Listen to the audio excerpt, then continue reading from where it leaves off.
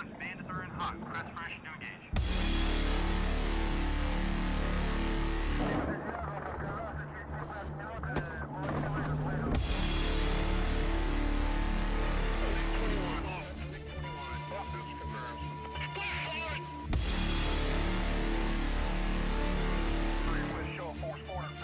Over the target AO. Put the fear of God in.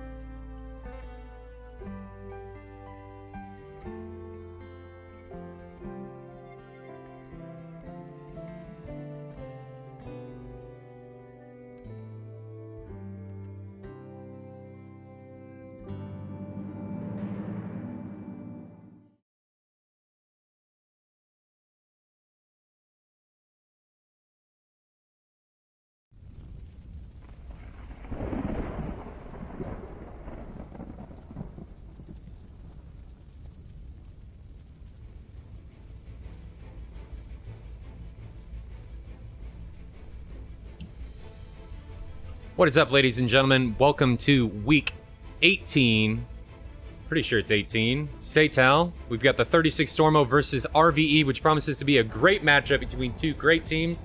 Sorry, we took a little bit of a delay. We were trying to get the mission and stuff set up, but we should be good to go now.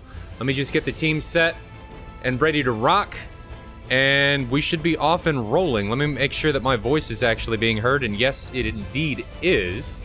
If you guys want to check and make sure the chat is working, nobody's been very talkative this morning. But let me get the teams ready to go, and hopefully the mission is ready to rock, and we'll get this underway.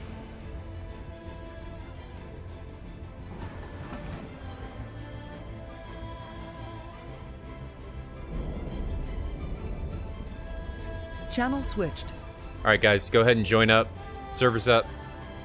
Roger that. I'll PM you the passwords. Channel switched.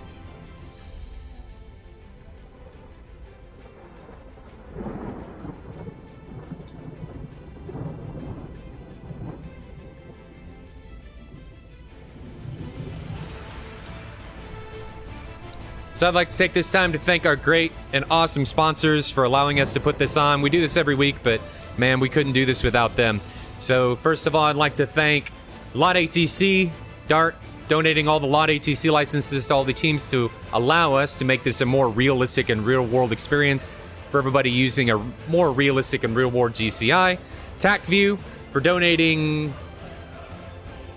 the licenses to the winners to everything. The winners get, I think it's 6 advanced licenses.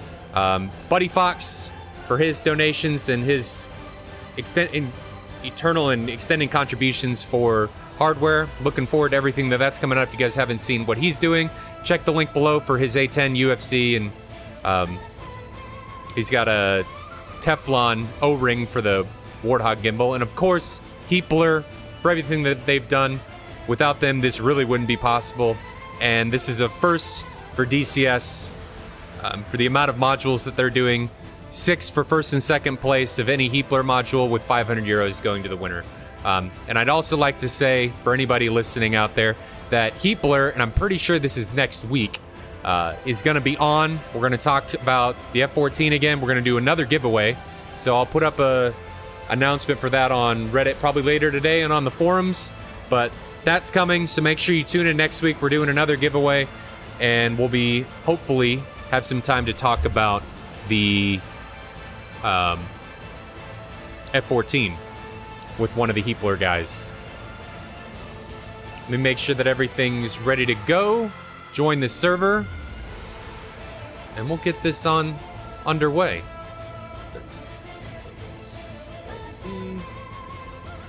All right, now we got people talking. I got Sir Scorpion and Flame, and now Nub's Cockpit. Welcome. Flame says test, test. Test, test.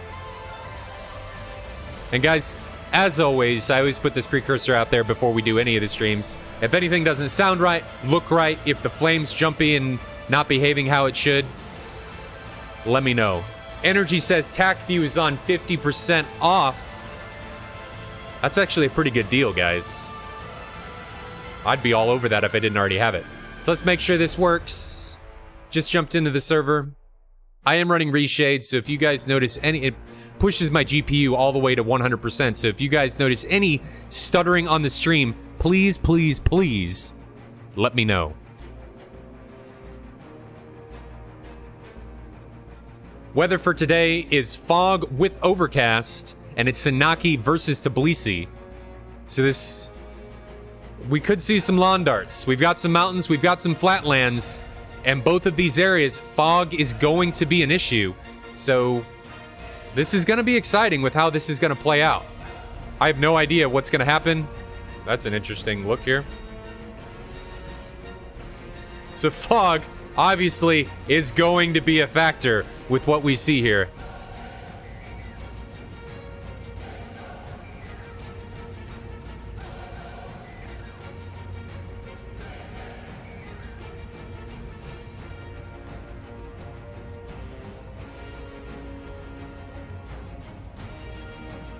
I don't think we've had a matchup, and McCoy Elite 111, thanks for the follow, buddy. Hopefully you enjoy the show. I don't think we've had a matchup yet with fog that has been in an area that has been so affected by the weather. So Tbilisi versus Sanaki, since it's low, and it's in an area that, from previous events, is hugely affected by fog. We could see some results that we haven't seen before. I think the players are going to be more affected by the weather presets today due to the mission location than we have in the past, specifically because of the mission location. Nubs Cockpit asks if there's a difference between basic and advanced versions of TAC-View. Honestly, I don't personally know. That would be a question for the other people in the chat. If anybody can help out Nubs Cockpit answer that question. I have the advanced license. There's some stuff in it like online debriefings and stuff that I personally enjoy, but I don't know the specifics of the differences between basic and advanced licensing. I bought the advanced license more to support the creators of TAC-View than to use all of the stuff that they have.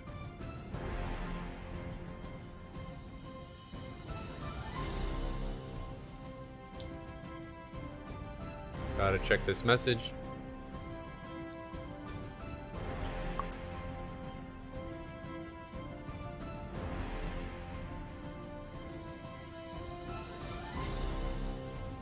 Let's see whose lineup we got going here. We got a mixed lineup coming on both sides. 36 Stormo is rocking 5 J11s and a singleton F15, while RvE is all over the board. Mostly taking F-15s, Tito's taking a Su-27, and Microvax, of course, rocking his typical spaceship of the Mirage. While we have some time and these teams are getting ready to go, I'm going to give the taxi call. Let's go ahead and take a look at the stats that we've got going here. I'm going to make sure I've got the right stuff going on here. Let's go ahead and take a look at the stats. This isn't something that we've done in the past, but we can look at everybody's stats, their deaths, their kills, their KDs, the number of appearances. So we'll take a look at RvE real quick. And if you guys don't know, this is the merge. You can get here by clicking the link down below. We keep track of everything in SATAL, and I'm going to try and do this for everything with any type of event going forward. But right now it's just SATAL, since there really hasn't been any other huge tournament or multiplayer event since we've done or launched SATAL back in February. If we look at the stats, we can see that Daxter is leading the way with a rating of 12. And the rating, I think we can see how the rating is calculated. Is it here? No, we're going to have to back up. So if we go here to view all pilots, we can see how the rating is calculated, I'm pretty sure. Yeah. So the player rating is calculated based on and sorted by overall player rating for competitive matches. Player rating is calculated by using the following formula. Win times 3, so you get 3 points for a win. Draws times 1, 1 point for a draw. Plus kills minus deaths. Kills count as 1, deaths count as 1. So you add the kills, subtract the deaths, and then it's all fed into this formula, and then it spits out your player rating. So the players are sorted by their rating. So Slutcher's leading the way, followed by Bushmani and Yaga, then InSky 925, so on and so forth. So Daxter with RvE is currently rated 8th with the rating of 12 from RvE. So if we go and look at 36 Stormo, we can see that everything's what's going on with them. Who's leading the way for them? Looks like Evil is leading the way by a large margin with a rating of 7 kills, 3 deaths. And we can see down here with their past record and their brackets and stuff for SATAL. So we should be underway. Taxi should be getting going here for the match casting, or for the match. So let's jump back here. We indeed do see them taxiing. This fog's gonna be a big change.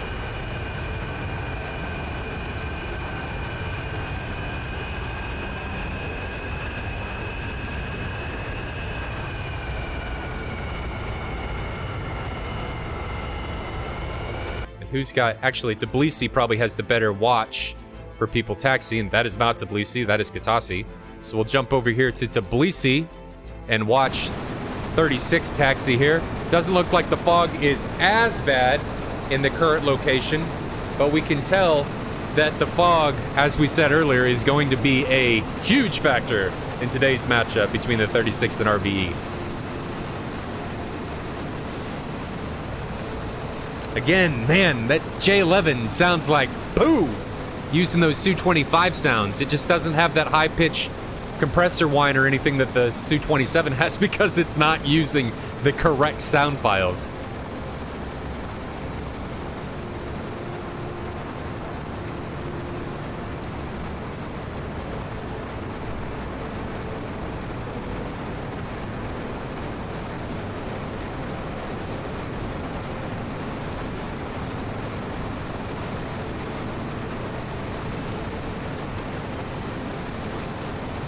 Indeed, looks like we're getting some stutter.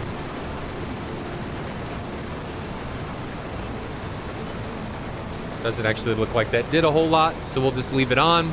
If the stuttering is unbearable for you guys on the stream or what have you, let me know. I'll see what I can do. But the GPU is being maxed out, and since I broadcast and stream using RvE NC, I think we talked about this last week, it can be a little bit of a detriment to the actual video quality. Doesn't look too bad.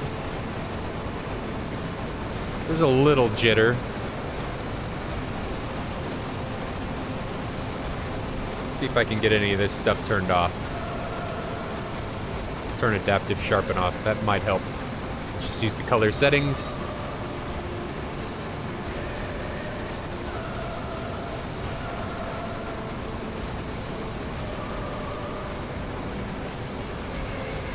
Modmo.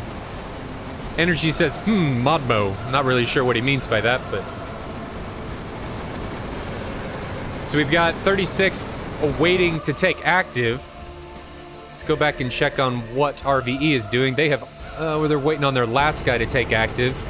So you can hear the difference. You can hear that Su-27 compressor whine, whereas we go back and look at the J11s, you don't hear that typical flanker. See how you don't have that high-pitched whine, the typical flanker whine, and that's just because they're using the wrong sound files. Damn Deca. Todd Squirrel says, hello all, good luck to both teams. Indeed. This is going to be a good matchup.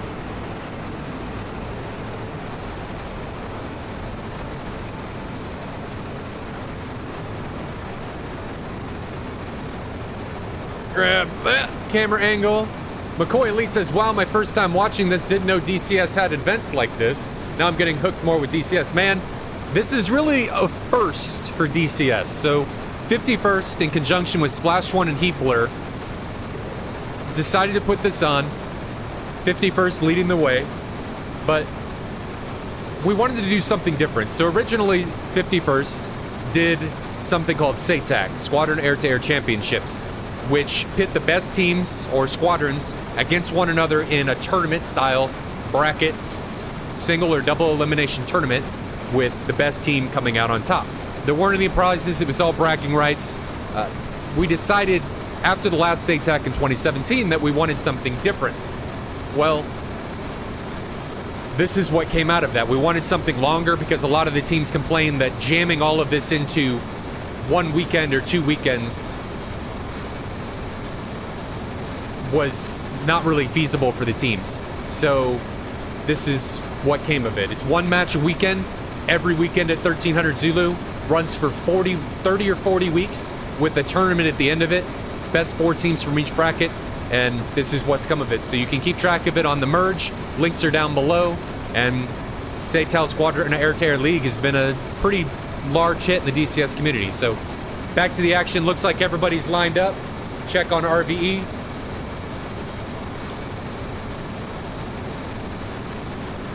Energy says sound mod for the J11. You know, I've thought about it, Energy, but the problem with running a sound mod for the J11 is since it's using the Su-25 sounds, I would have to modify the Su-25 in order to get the sounds correct. Then your Su-25 would sound broken.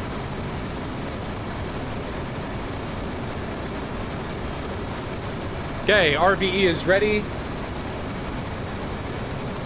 And we are underway. Round 1 of Week 18, SATAL 36 versus RvE.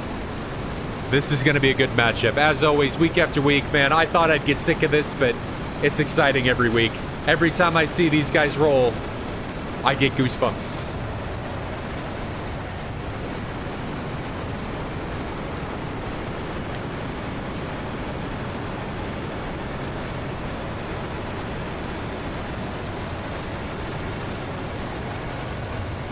Sir Scorpion, why is this not announced on Hoggit? Honestly, because I didn't want to flood it. You guys are more than welcome to announce this stuff.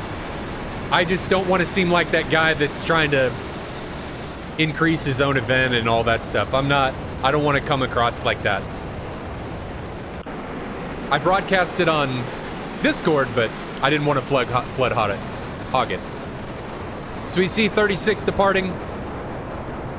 This is heavy fog, ladies and gentlemen. This is gonna be a game changer, I think. We haven't seen fog like this yet in any of the matchups. We've seen fog, but due to the mission locations, we haven't seen it in any type of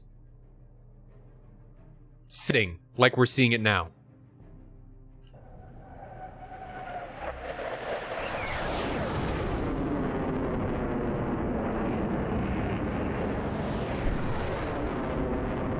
Energy says sacrifice the Su-25. I say it's worth it. It might be, and you know, it is something now that I think about it that I could do for these events to make the Su-27 or the Flanker B Plus and the J11 sound correct. Maybe that's something that I'll look into doing to make sure that that is indeed work, or it does indeed work, but I'll have to look into that.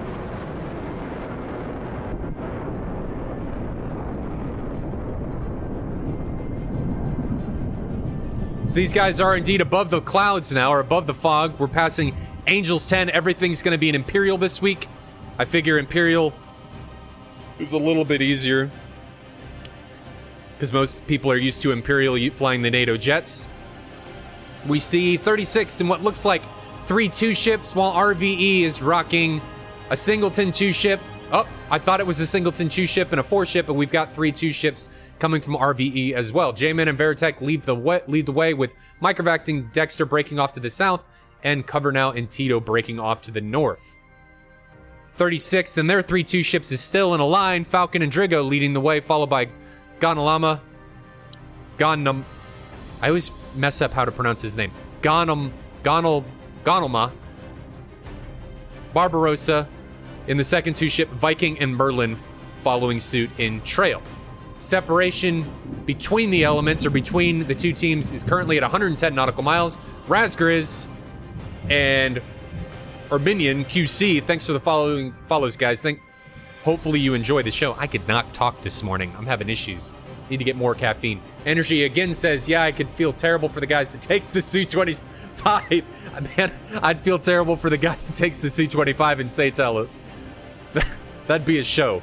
If you get them in close, though, the Su-25 and the A-10 and the Harrier are all great BVR fighters. They're not great energy fighters, especially the A-10, but they can hold their own in a turn fight.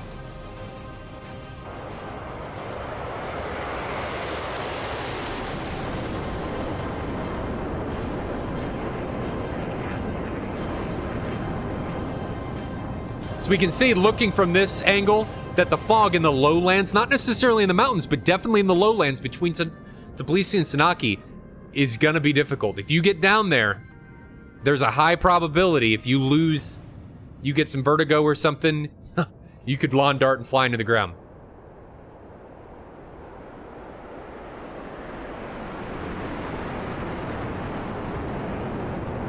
We gonna see them, or are we just gonna hear them? I hear them. Where are they? User left there they your are. Channel.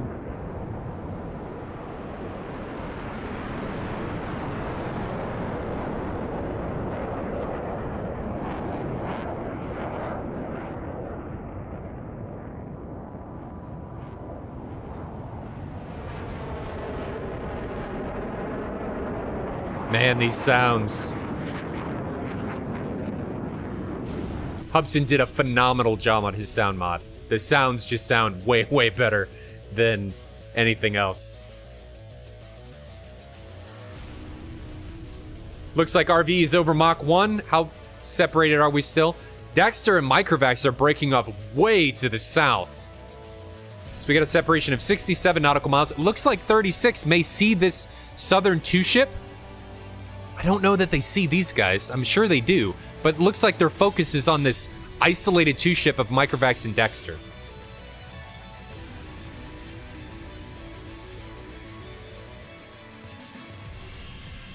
Looks like J-Man and his wingmen are now going to a spread formation. We saw his wingmen break off.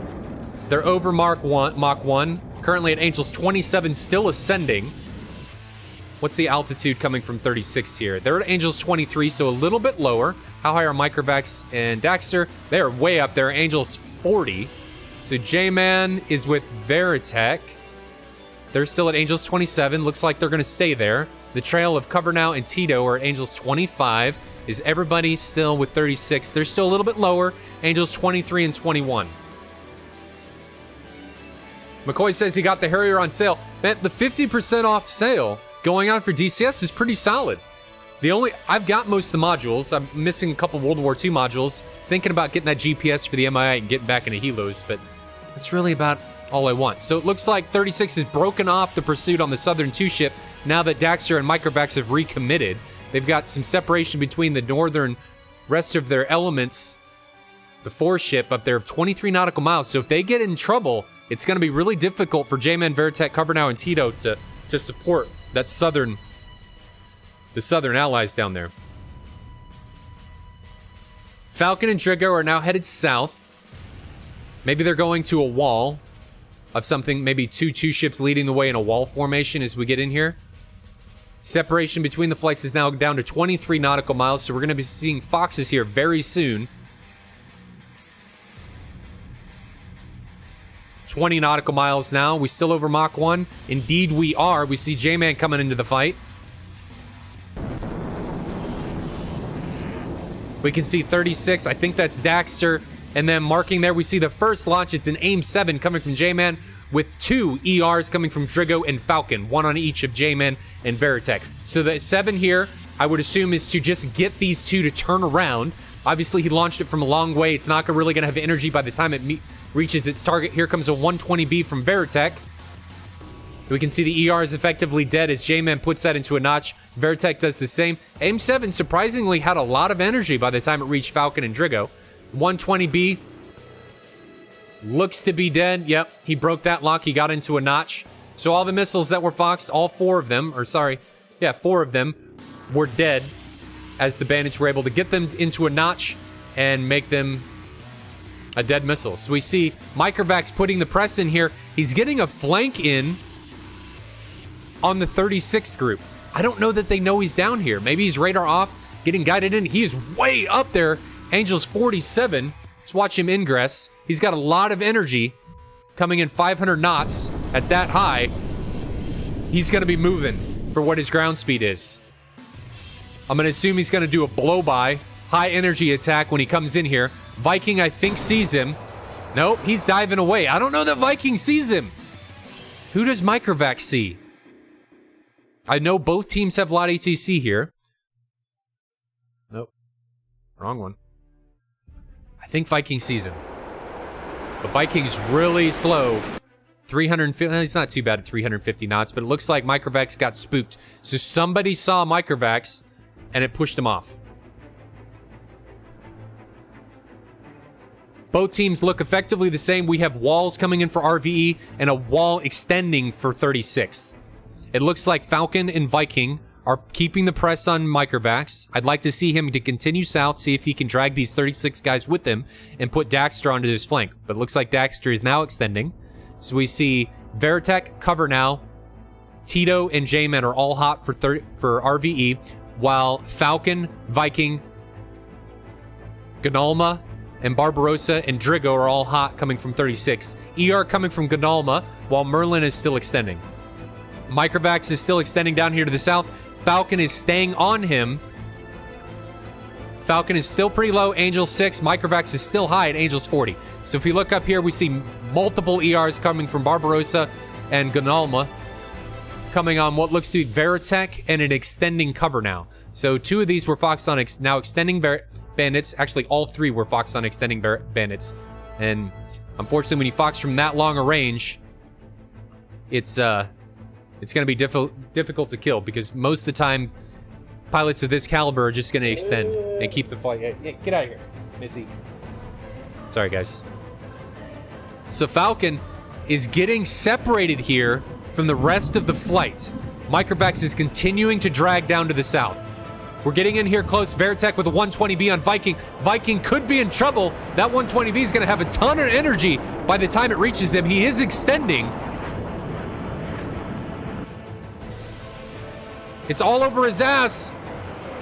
Did it drop or was it out of energy by the time it reached him? He's still dropping chaff, so he is still getting the lock, but I think that missile's dead now. Yep, that missile is effectively dead. So we do see Microvax continue to extend. I like that Drigo came down here with them, and now they're both on Daxter, who has isolated himself coming down here trying to support Microvax.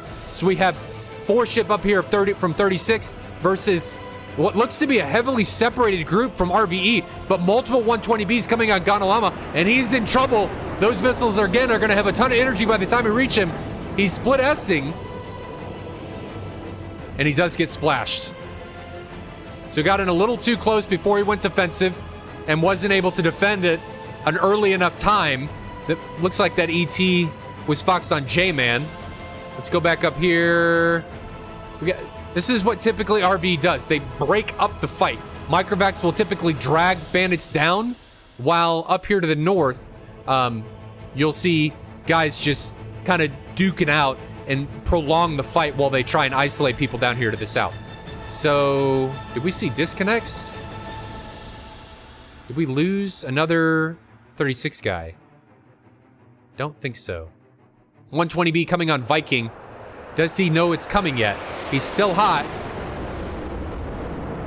I don't know that he's defending now. What's that missile gonna... It's out of energy. That missile's not gonna do anything. But it's really hard as a broadcaster to keep track of everything that's going on here because RvE gets the fights so separated. So we have a merge coming between Merlin and Cover now. Merlin foxes a 120B and a 115, and Cover now puts a 120B on him. So are we gonna see an exchange? How are these guys gonna defend? What's gonna happen here? Cover now stays hot. Looks like the 120B was on Tito.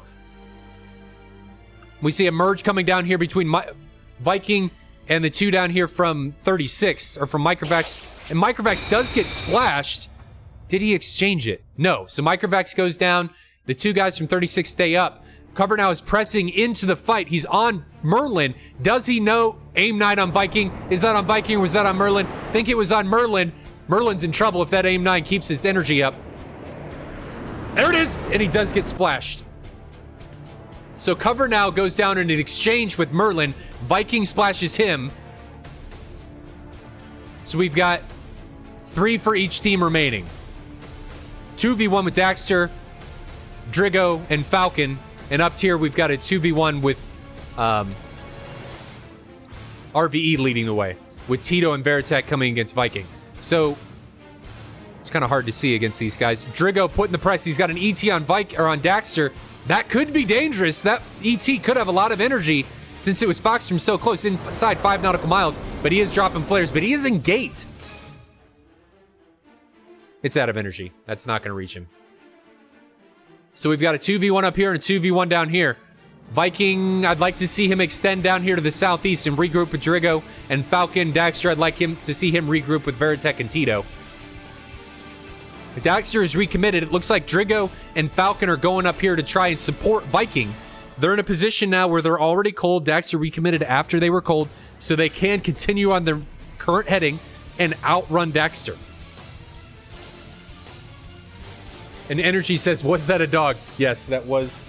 We've got 3 huskies. That was one of my huskies coming down here and letting her presence be known that she wanted to be pet. ER coming from, I think that was Tito. Viking, don't recommit! Don't recommit into that ER! That thing's gonna have a ton of energy by the time it reaches you. Is he gonna line of sight it? Did he... It's out of energy.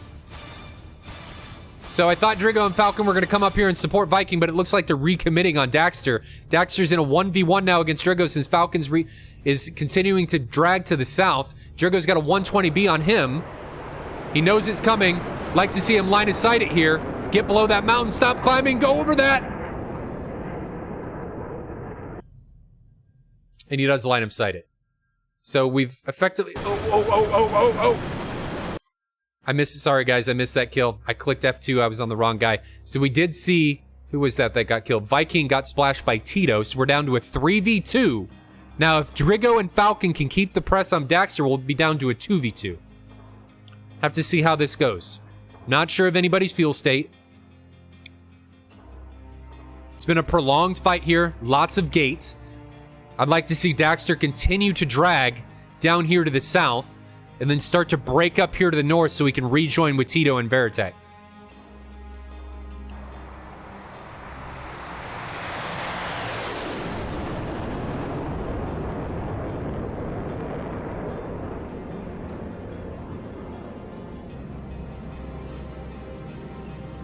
I'm going to turn reshade off and see if we can get some better frames for you guys. So Daxter indeed is coming up to the northwest. I'm assuming that's to drag into Tito and Veritek that are up here, coming down from the northeast to the southwest to engage Drigo and Falcon. Is he in gate? He is in gate. He's over Mach 1 climbing, passing Angels 27, so he is doing well. Maintaining that energy state. How fast are we going here? 580... 591. So we've got a significant speed advantage from Daxter, so he's no threat posed by Drigo and Falcon. Looks like they're split S-ing. They're doing a split turn. I think they're recommitting up here to the north. Indeed, Falcon is coming up here to engage Tito. What is Drigo doing?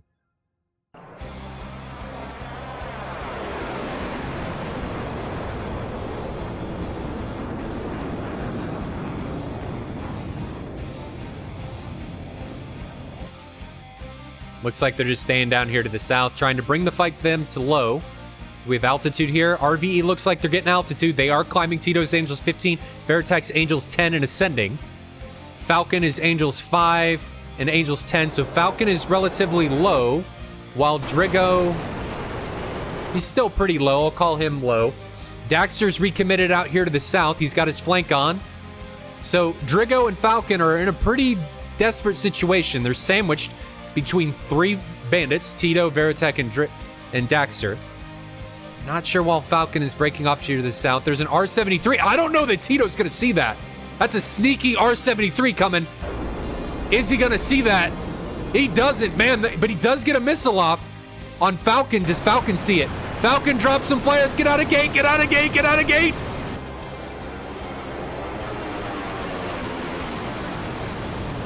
There goes an ER. I think that was an ER.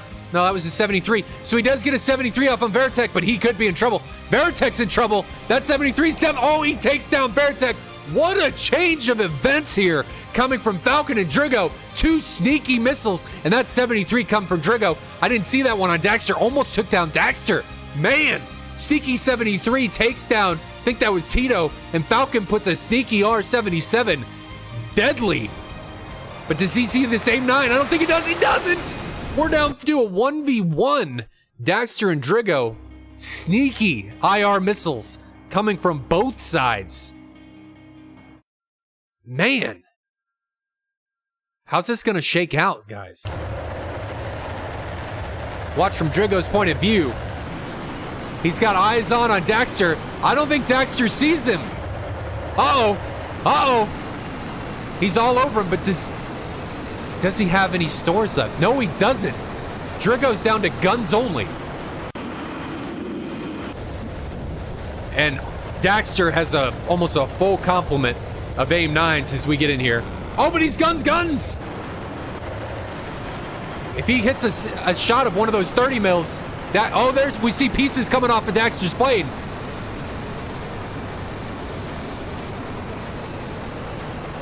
Is he able to stay all over the 6? Oh, Daxter may be able to turn it around. Uh-oh, Drigo's in trouble.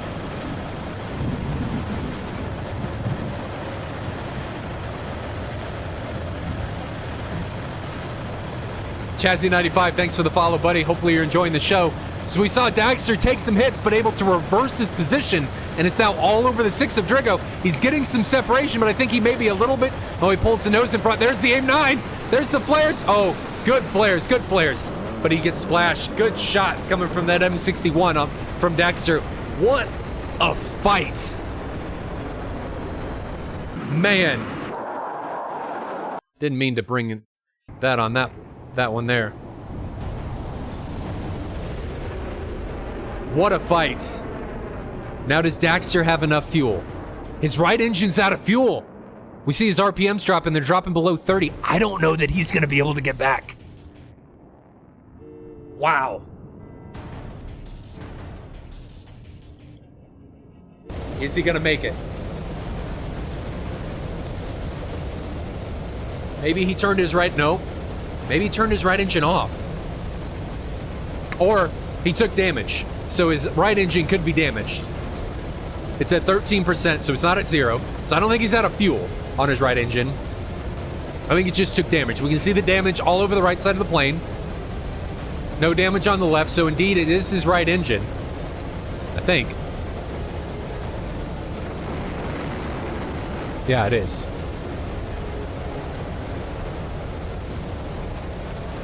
Shadow, that's a good question. I have no idea. But man, Nub's cockpit says, great fight. That indeed was a phenomenal fight. All the way to the wire. That 2v3 at the end, that had me going.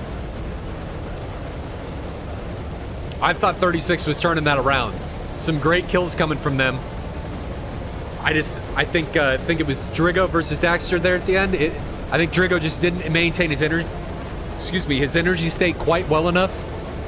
But in the grand scheme of things, that's really difficult to do. Daxter is a phenomenal BFM fighter.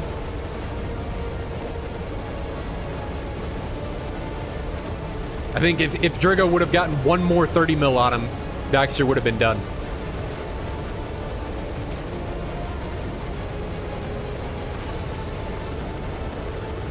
How long of a flight do we have here? He's got an RTB to Sanaki, 67 nautical miles. He's climbing. So he's not too bad, but remember, guys, he's got to come back down through the clouds. So it's not over yet. Difficult landing in fog.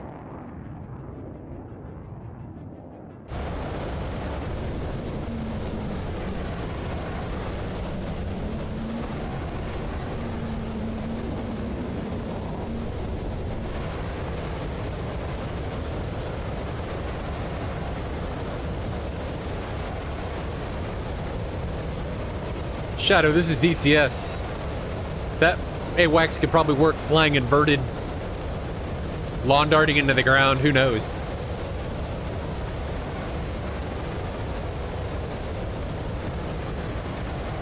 Just have to see if he makes it back.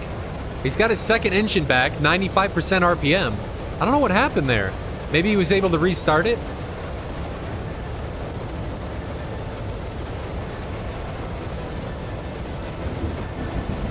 DCS Toast says, go RvE. Throw some biddies our way. Thanks for the bits, buddy. Much appreciated.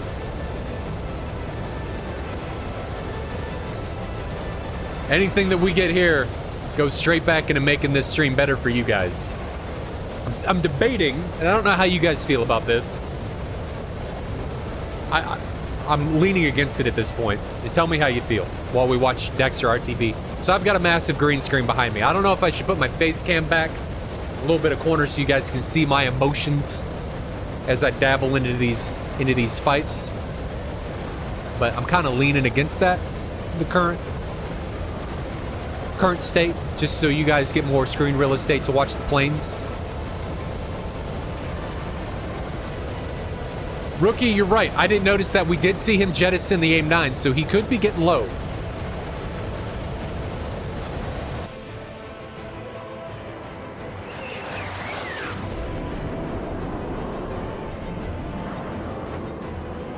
How far are we? Down to 47 nautical miles. He's still climbing, passing Angels, getting ready to pass Angels 30. Razkris says, put it on, fam. I don't have it set up yet. I gotta move my green screen behind me, so it's not ready to rock quite yet. It will be eventually. Not quite yet. Sir Scorpion says, Molter, I think you're too ugly. He still loves me, though.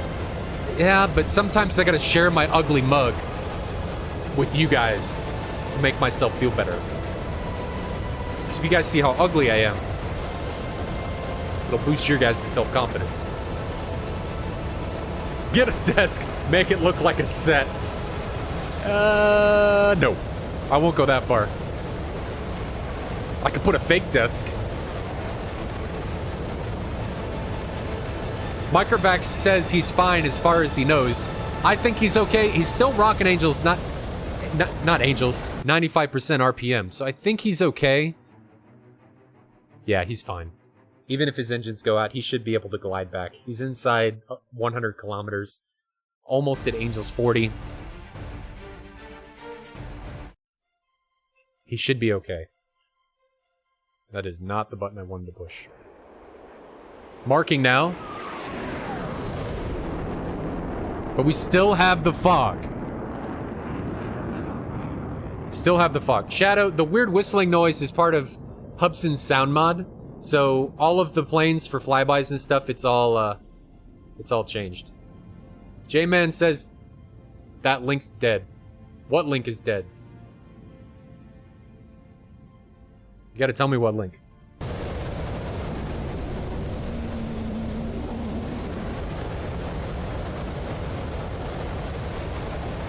Warwick says he's watching it in a tent in the pouring rain in a field. Thanks for making my annual training more enjoyable. Whatever we can do here to make your experience less depressing. Glad you're enjoying yourself. But J-Man has my interest peaked on the link. Is it the Streamlabs link that's dead? I hope not. Do I need to check that? Probably. It is dead. Why is it dead?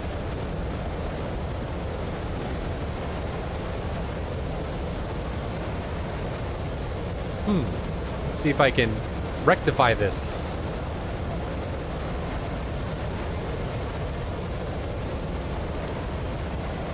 Holdy.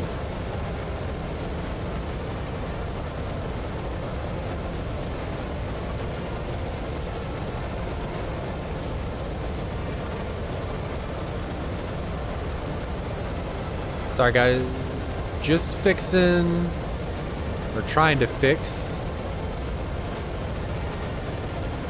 the donation stuff.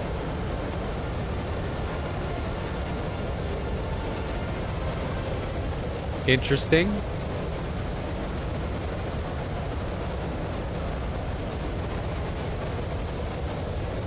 Not really sure. Does that work? Huh. Well, there's a good link. Maybe I spelled something wrong.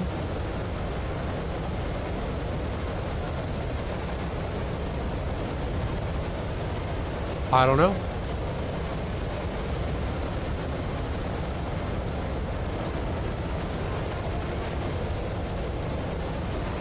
Oh, it's the period. You are indeed correct. So we'll fix that later. Let's watch Daxter here, RTB. He's getting pretty close. He's going to be descending from a pretty high altitude. He's 10 nautical miles. I think he's still worried about running out of fuel. He's starting to descend. A good catch there, Ricky. I appreciate it. It is indeed the period. I just didn't see it.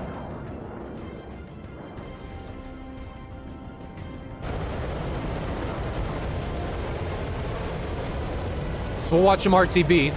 I guess while he's RTBing, I'll go ahead and fix this.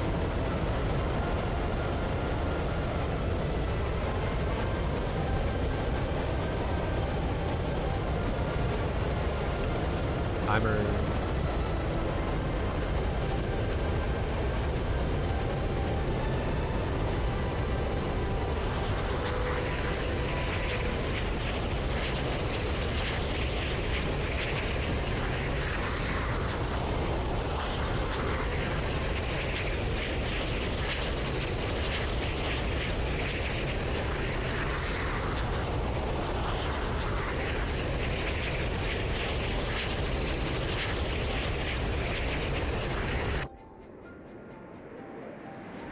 Okay. So the link should be fixed. And again, guys, thanks for the help. Glad we could get that figured out. and resolved. So he's not quite in the fog yet. Let's check his approach here. He's going to be coming in on runway 10. I think that's 10. Nah, I think it's 09. It's not over 095, so I'll call it 09. Is he in the fog yet? Not quite. Slowing down quite a bit. Still descending. Passing Angels 13. If anybody can land in this fog, Daxter can. If this was J-Man, on the other hand. J-Man, I just love giving you shit. Hope you know that. I love you. Still not into the fog yet. Not sure what the ceiling on the fog is. Still descending. Passing Angels 5. Is he starting his recommit? Starting to commit. Getting into the fog now.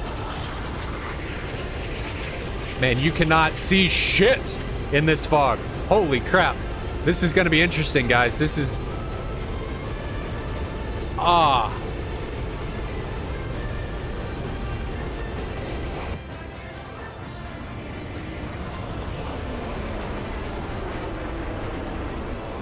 He hasn't run into anything yet. He looks pretty good.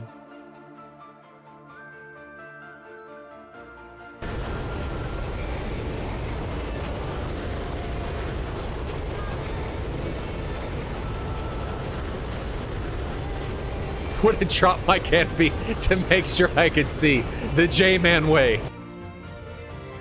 So he's pretty lined up. Where are you going, Daxter?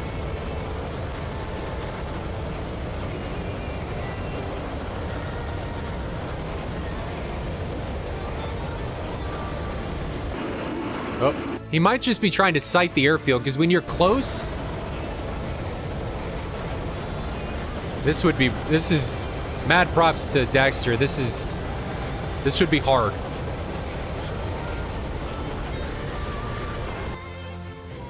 I think he's getting guided in by yours.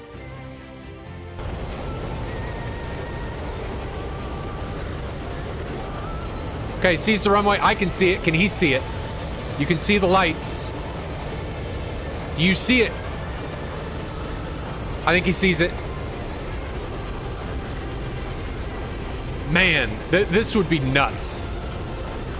Can you imagine doing this in the Navy, out on the ocean, at night? And just, you can't see the carrier, you can't see shit. And you gotta put it down on a space the size of it. Oh. Where are you going? Where are you going?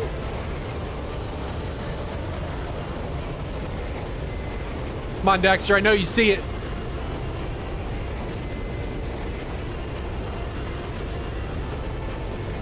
Vertex says, I'm happy I did get shot down. Well, that's understandable with how this fucking fog looks, man. This is nuts. Luckily, the runway has lights. And luckily, ED fixed how the lights render, and they make them a little bit easier to see. But this is... Microvac says he has HM. Yeah, I forgot about that. But this looks pretty good. His gear's not down. Oh, maybe it is. It just didn't render for us. So, Daxter puts it down in the worst kind of fog. Means RvE takes it 1-0 round 1 of 36 versus RvE. What a fucking round, ladies and gentlemen. Wow. What a round. And what a way to finish it watching a zero visibility landing.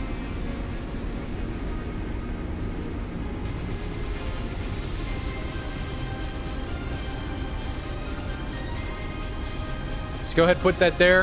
I'm going to go ahead and restart the server.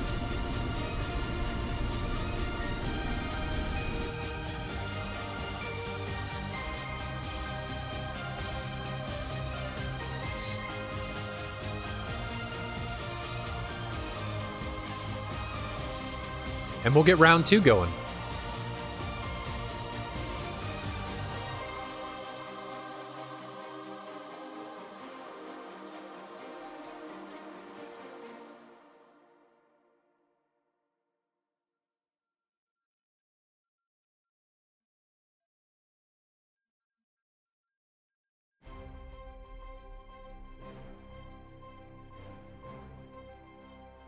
me let the teams know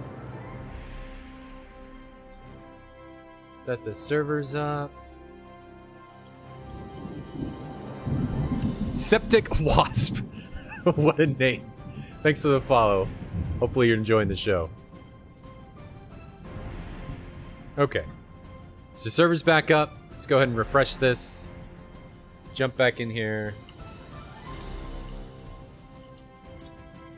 And get round 2 going. RvE. Every round they have, or every matchup they have, I always lose my voice because they're nuts. They're so fun to watch.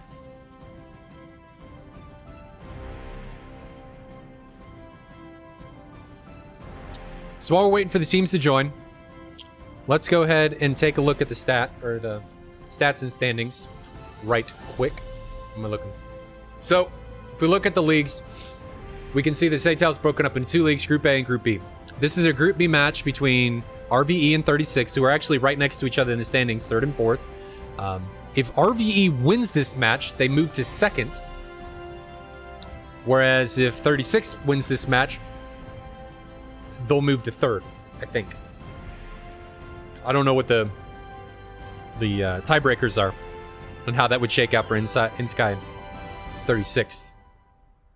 But as we've talked about previously, it's really important to be ranked as high as you can in your group because of seeding in the end of the year tournament. As we've talked about before, and for anybody new, the end of the year tournament is going to take the top 4 teams from each group. So in this case, it'd be 51st Ta Chinese Festival and 104th currently, and SF InSky RvE in 36th. In the first round, it's a single elimination tournament. So the first round of the tournament, well, I should say, second place team gets a single bye. First place team gets 2 byes. Miliardo, welcome. Thanks for the follow. I don't know why it's giving me 2 follower notifications. I guess I need to fix that. But back to what I was talking about. So second place gets 1 bye. First place gets 2 byes. The entry rounds for each group. Third place is going to play 4th place. So third place of Group A is going to play 4th place of Group B. And then third place from Group B is going to play 4th place from Group A. The winner of that match plays the second ranked team from Group A and Group B. Then the winner of that match plays the first, I think. Yeah, plays the first place team from each group. And then the winner of that match plays each other for the final. So we did it this way just because we wanted to instill a reason to do well in the group so that, first place teams get rewarded with buys, so on and so forth. If we don't think it works out that great this year, we may change it for next year, but this is how we're rocking and rolling for this year, just to give you guys a breakdown. So currently, RvE has 2 wins, no losses. 36 has 1 win, 1 loss. They've each played 2 rounds. This is their 3rd round. They're about equal on KD, and RvE has 1 more round played. So they're about equal on rounds lost as well, but RvE leads the way on current standings. So we'll jump back to the DCS action. Get back into the Game Master slot. Hiroshima, haven't seen you in a while. Thanks for the follow. Much appreciated. 36 is now out of Sanaki. We'll watch RvE Taxi, and you guys will get a better idea of what the sound difference is. I guess they don't have a J11. So never mind. I lied.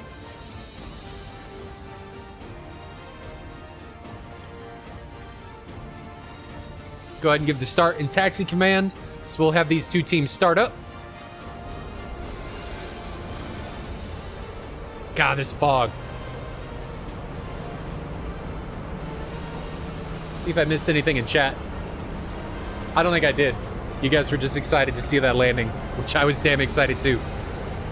I guess the gear didn't render, which is unusual, but I guess it just didn't render.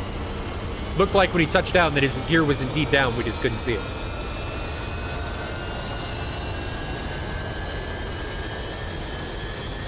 See, this is what the flanker should sound like.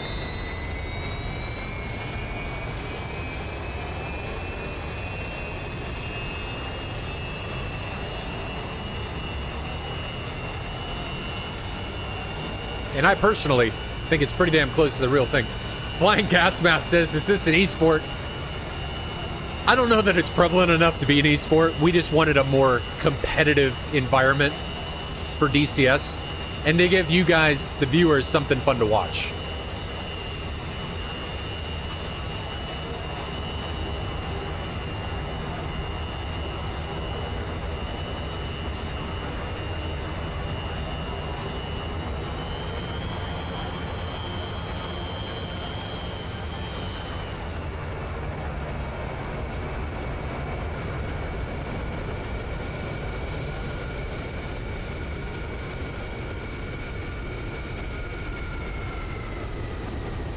Shadow Ass says, aren't these sounds blocked by IC? Hell no, they're not. Everything in my mod pack, which you can get down below, is available or works in every multiplayer server.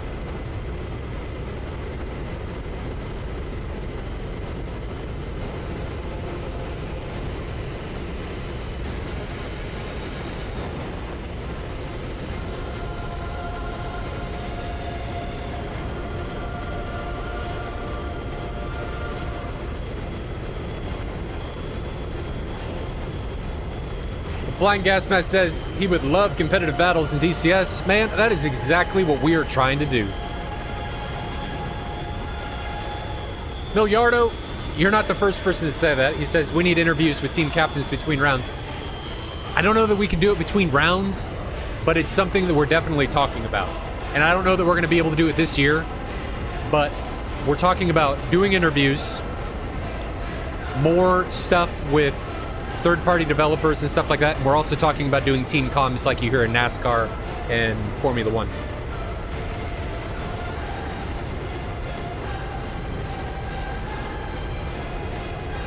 OsborneX says, no chance of being an esports, too niche. I agree. DCS is a pretty niche game. All we're trying to do is provide a more competitive environment and something fun, even though we command a small viewership. Fun for the viewers to watch.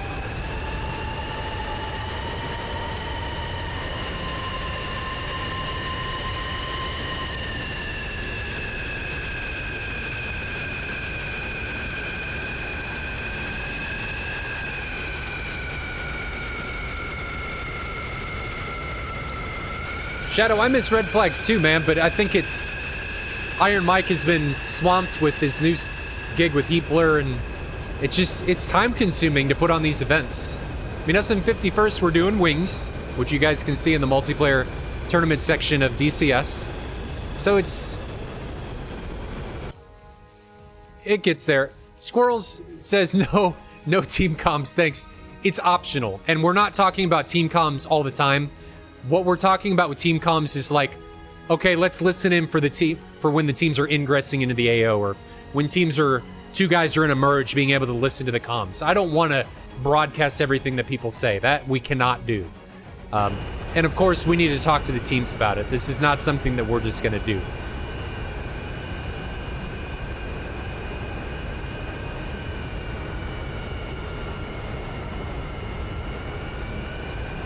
Septic Wasp says, this is a fantastic idea and great stream. Thank you. As more people get to know it, I'm sure it will build up quickly. I agree. Our average viewership is between like 60 and 80, which to me, honestly, is perfectly fine. We get some more when Heapler comes on, but I think one of the biggest detriments to our stream is that we start so early in the United States that a lot of people don't get on. We see a lot of like 300 to 500 people watch the streams afterwards. But we do what we can do. We're happy with where we're at. Shadow says he wants to put his ATC skills to the test. You definitely can in Wings. Maybe next time we run one, which will be in a couple months. So they're both in taxi. Not sure what RvE's waiting for. I hear him spooling up, so they're getting, there they go. Flying Gas Mask, welcome. Hopefully you enjoy the show. Thanks for hanging out.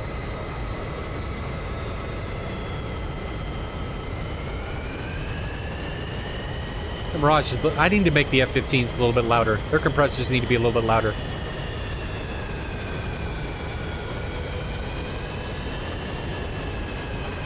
Mirage is a little loud.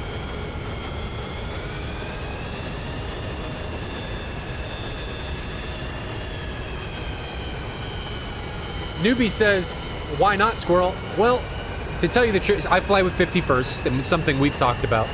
The problem with comms and broadcasting all of them is you get into the emotional element of the pilot, which sometimes can be embarrassing because people get frustrated. I don't think people understand or think about the amount of stress that the pilots are under in a competitive environment like this.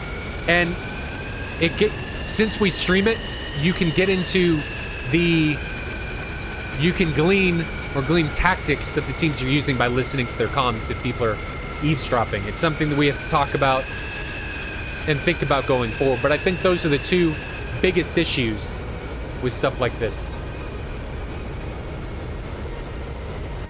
Squirrel says, because we're too professional. He's got a point.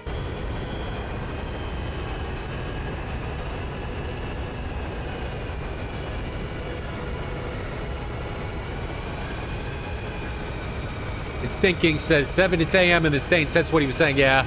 But because this is a worldwide event, it may be 7 to 10 a.m. here, but it's also, if we go to China or Indonesia, it's 7 to 10 a.m. there.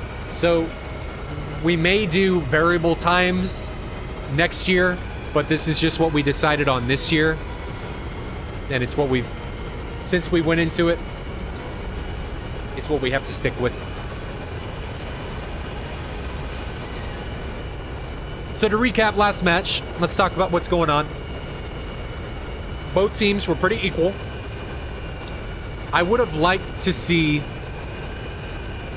I say this every week, more shape and more mutual support. I think both teams got a little separated. If they stayed a little bit closer together, I think the mutual support would have benefited both teams in being able to support a friendly that had somebody on their sick. I liked that the 4 guys, 2 from each team that got separated down to the south, there was at least 2 from each team down there. But I think they got a little too separated from the rest of their element. What's the mission briefing? The expected order of a battle? Milliardo, I'll give you the go-ahead here in a second. Let's get these guys taken off.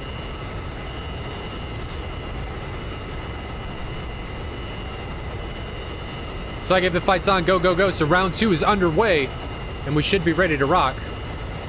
Hiroshima says he shared it in a few Facebook groups. This is awesome. More people need to see it. I agree, and thanks, man. I really appreciate it. From all of us, from 51st, Splash One, and Heapler, and all of our other sponsors, it means a lot that you guys are enjoying this so much.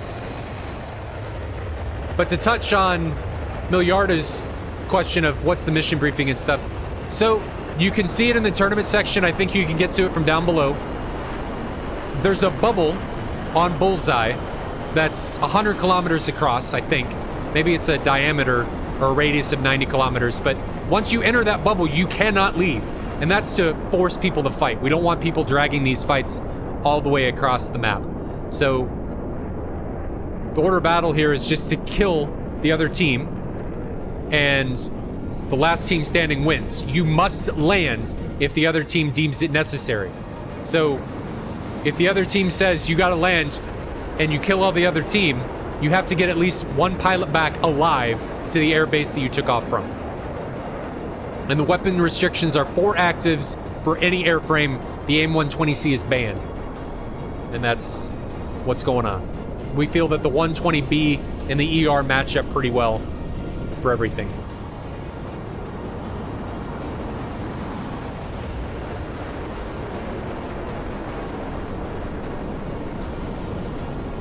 Shadow says these guys got to make their formations and takeoffs more professional. They do all right.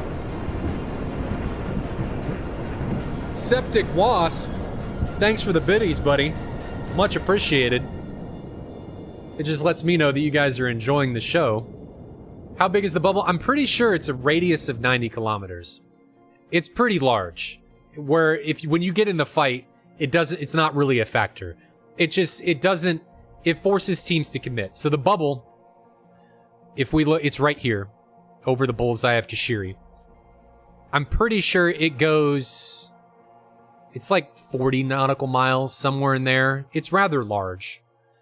But it just forces the teams to fight. It forces the teams to not run away. We don't want a player to enter the fight and then run all the way up to Mozdok, because that's not fun to watch, and it's not what the event is about. So we'll get back in here. Let's watch Dexter. Flying Gasmax says, doesn't the 120B have more range than the C? No. The C has better range. The B has better turning performance. But because it has better turning performance, what allows it to do that is higher amounts of drag. So the drag decreases its range. It actually has a little bit less range than the ER. It's a slower missile than the ER too, but it's an active and it turns better than the ER. So we feel that the benefits, the pros and cons of the ER versus the 120B make it a pretty decent matchup. We banned the C because of its chaff avoidance. The other reason we like the B is because it's oh, that's a good point. Why didn't I think of that? I'll go to sat view because I'm an idiot. I should have done that before. Good call, Scorpion. But we banned the C just because it's the era gap between the other two missiles and its chaff avoidance and its range. It felt imbalanced in comparison to the ER. I think we feel that the 120B is the most balanced. The missiles are closer together as far as era when they came out, so on and so forth. But that's our reasoning behind it. We have no idea what we're going to do when the Phoenix comes out, when the AIM-54 comes out. That's yet to be seen. Pretty sure we're going to allow it in some shape or form, but it could be a killer missile. But back to the action.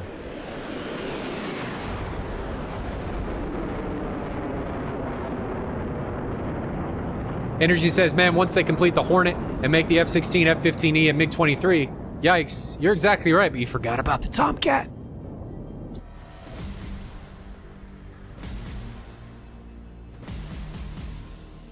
Watch these guys come in.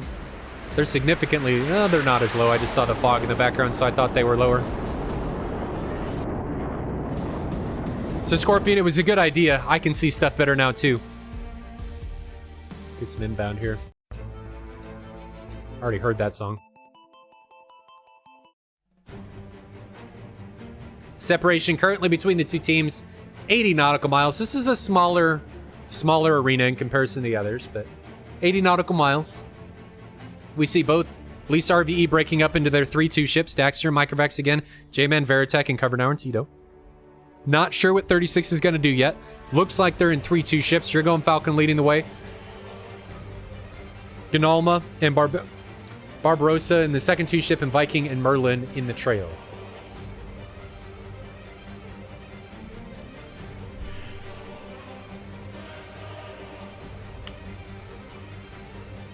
Gasmask says the Heapler dev said the Phoenix could follow a target pulling up to 6 Gs. I think most of the missiles can do that. And honestly, from what I understand about the Phoenix in real life, they actually had to make compromises, but I think this is for all the missiles. Because in real life, the Phoenix can pull something like 18 or 20 Gs, but because of the guidance and flight models and stuff that we have on the missiles currently in DCS, they had to sacrifice its G loading in order to keep its top speed. I think. Don't quote me on that, but I think that's what they did. So we're getting closer now. Lead ships from 36 and RvE are now under 50 nautical miles away.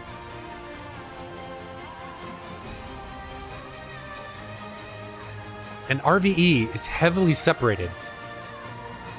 Almost 10 nautical miles between the close 2 ships and 15 between the center and Microvax and Daxter. This could be rough. I don't know that they see these guys. They could be radar off. Microvax is again coming up on Angel's 50. Daxter's not quite as high. Is he over Mach 1?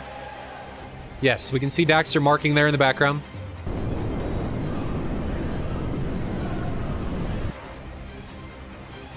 Are they going to get a flank in? Are they going to see them? What is going to happen? Separation's down to 33 nautical miles. Looks like everybody from RvE is over Mach 1.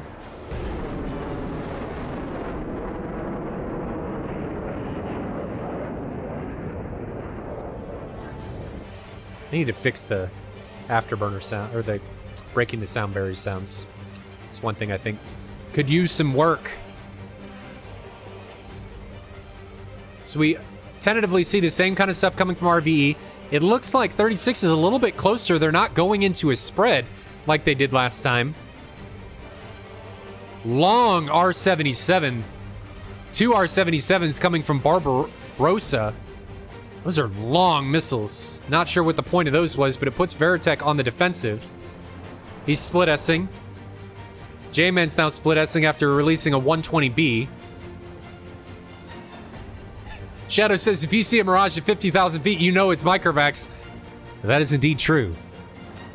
Microvax with his special tactics. Coming from high altitude, high energy, sneaking up on you. ER's coming from Tito on what I assume is Falcon. How long of a fox is that? 16 nautical miles, that's okay. Maybe just to put him on the defensive. ET coming in exchange. Does he see it? He dropped a singleton flare. He's not in gate. ET's on cover now. Did he drop anything? He's 90%. That ET could be trouble if it maintains its energy state. It's going to be out of energy. Cover now is extending. Both teams playing very defensive. Microvax and Daxter getting the flank on, surrounding 36 on multiple sides.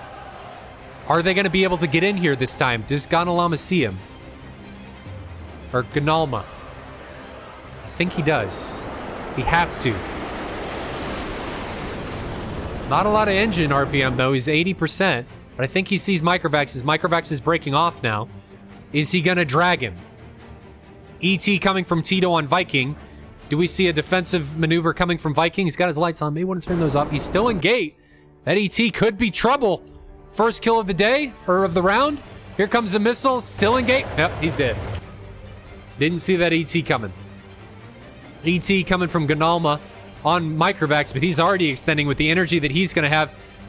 I don't know if he's going to see it, but he got an ET off. Viking got an ET off on Tito. And I don't think Tito knows that's coming. Tito may be in a world of hurt. I don't see the missile coming yet. There it is. So they exchange ETs right before Viking went down. He got an ET off, and Tito didn't defend it. So we're down to a 5v5. Another ET coming from Falcon. Does Daxter see it? Is he in gate? He is in gate. That ET could be dangerous. You guys got to defend these even when you don't see him. You got to put some flares out. That ET could be trouble. There's some flares. He knows it's coming. There's the flares. Oh, we got hit anyway because... Oh, he stayed in gate. When you drop those flares, you got to cut power. Man, ETs for the win coming from both sides. We're down to a 4v5.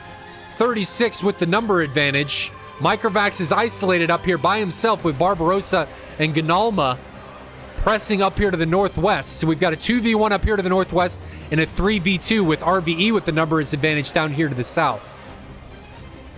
Falcon could be in trouble as cover now, pressing. He might have the flank. Don't think he sees him yet. He's going to continue to drag up here. Is he going to see him? Does yours see him? Does he see him? Merge now with cover now. Does he see the flare? 73! Oh, it hit the ground! Another 73, too close. That's 227, whoever that is, doesn't have a lot of energy. Keep the turn! Is he going to reverse it? Ah! 73 wanted. Man, that 73 pulled all kinds of G. So down to a 2v2 down here in the south. Microvax continuing to drag up to the north. 120B coming from, I think that was Tito or J-Man. And he gets splashed. So we're down to a 4v4 again. Are we? Sorry, 3v3. No, 3v4. Yeah. So 2v1 for RV, 2v2 down here in the south, and a 2v1 up here in the north. Horn song. J-Man and Veritech extending to the east. Barbarossa has kind of isolated himself. He's going to be in a 1v1 with Microvax. ET from that range, probably not going to work against a Mirage. Its IR signature is Bupkis. So we see Veritech recommitting on Drigo. He's got an ER on him. There's the chaff. But he's in trouble. Is it enough? Notch it. Nope. Gets hit. So we could be seeing round 3 coming here from RvE and 36. Aim 7 coming from J-Man. What are his stores like? He's still got some aim 120s. Come on, put a 120 on him. Unless he's got him line of sight. That's why we're not seeing it. So Merlin's coming up here. Maybe to get the flank on J-Man.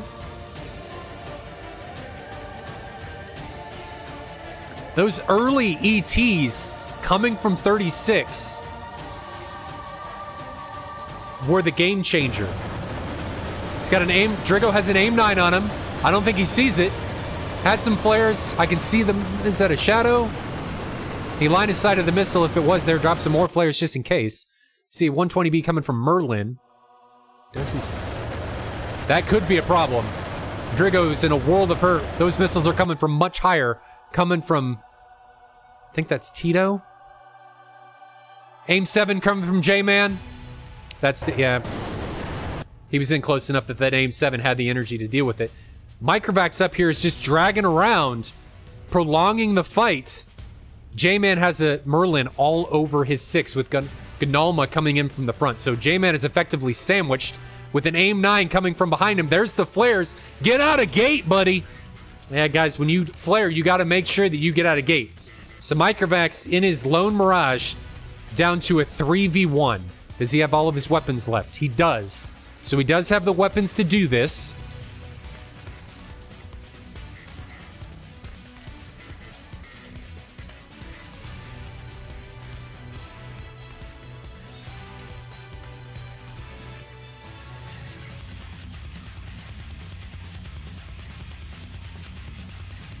What is going to happen? See how this unfolds. Gnalma and Merlin, pretty sure both see Microvax. Microvax is at Angels 50. Is he marking? No, he's above marking. How high are these guys? Angels 7 and Angels 15. Let's check stores. We have 120s and an Aim 9. What's Gnalma have? Lots of shit. 2 ERs, 1 ET, and 4 73s. What does Barbarossa have? A 77, an ET, and 4 73s. So we have plenty of missiles left. Here comes a 530. Fired off bore. That was a weird fox coming from Microvax. Would have liked to see him get a little closer on that. That missile pulled a lot of G when he foxed it and is effectively dead now.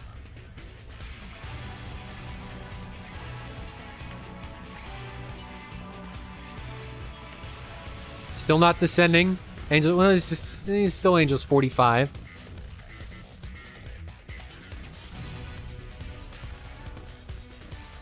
The Matra is effective, should be effectively dead. Broke radar lock.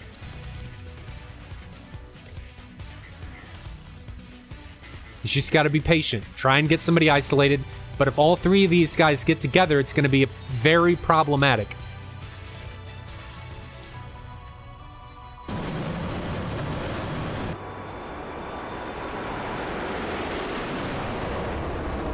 The other question is what are fuel states? The Mirage does very well on fuel, especially when at higher altitude. Is Microvax just going to try and use these high energy blow-bys to try and run them out of fuel, trying to chase them down?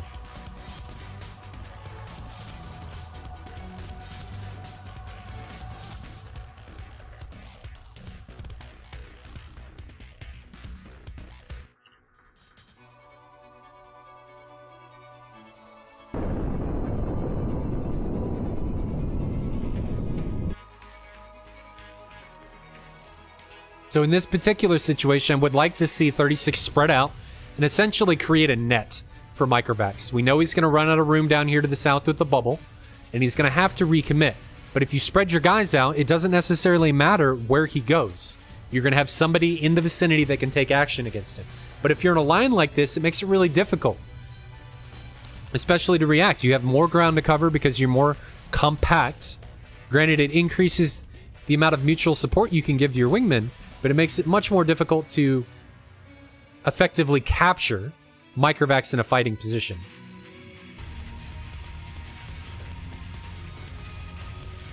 Microvax is still extending south. I think he's trying to hit the edge of the bubble and then recommit up here to the north.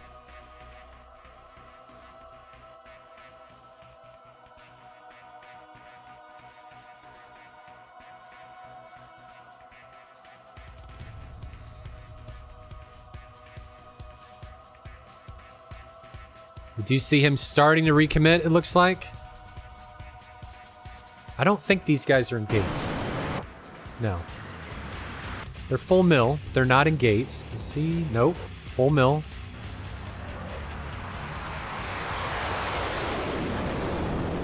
Mill. So Microvax is recommitted here.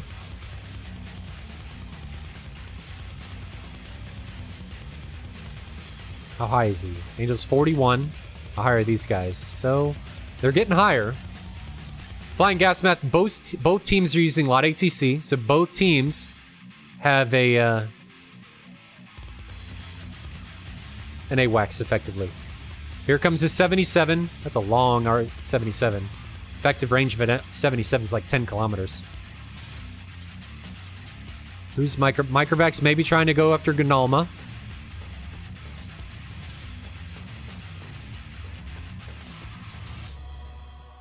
See what he does here. Just playing the waiting game. Seeing if he can get somebody isolated. He still has 3 missiles left. So one of the disadvantages he has with the Mirage is that he is limited on stores. But the Mirage is a fantastic gunfighter.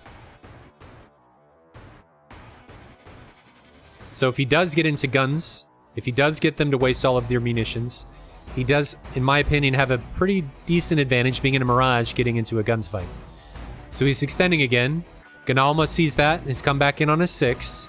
120B coming from Merlin. Fired from 12 nautical miles. You're never going to catch an extending bandit that has a ton of energy fired from that distance. Gnalma is now extending. How's his fuel state?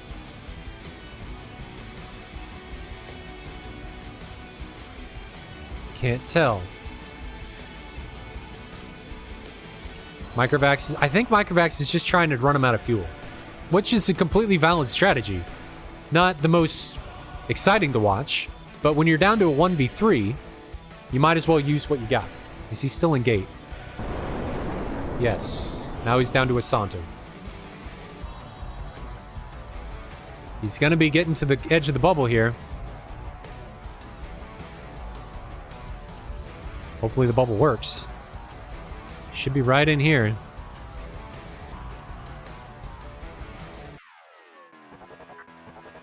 So we're seeing more of a net approach. He isn't. Looks like he may be thinking about coming here to the north.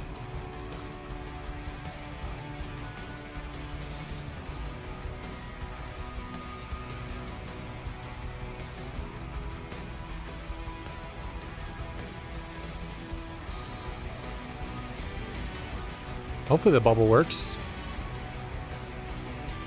It's got to be really close to the edge.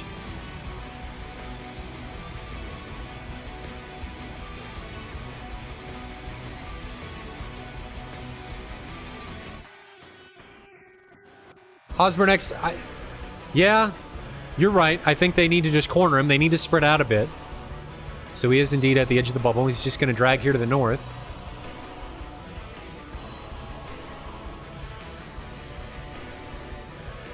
Gate. Yep. Shadow, the fuel says that the fuel consumption of the Mirage must be so exaggerated. It may be a little bit, but a lot of the planes, when you're flying at this altitude, have decent fuel performance even when in gate. And the Mirage is pretty slippery, especially when it's starting to run out of stores. I mean, it does still have 3 left, but... Catch my drift.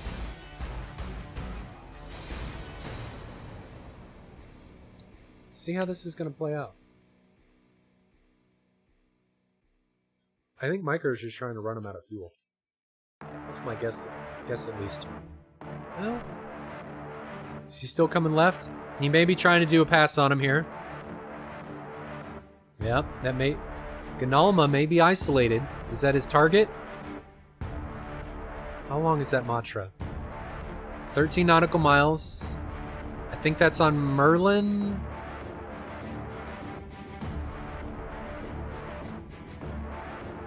It is on Merlin, so we got him to turn around. Or it's on Barbarossa. 120B coming from Merlin. That could be trouble for Microvax.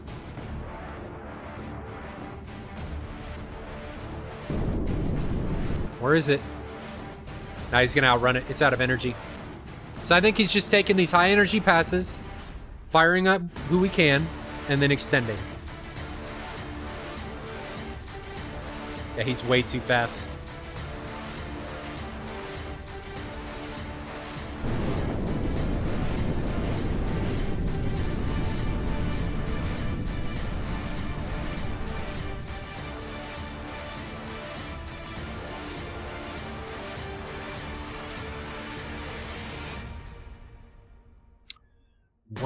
How is this going to play out? Ganalma may be out of fuel. They may be sending him home as he's broken out. So Microvax's tactic may be working. Ghost.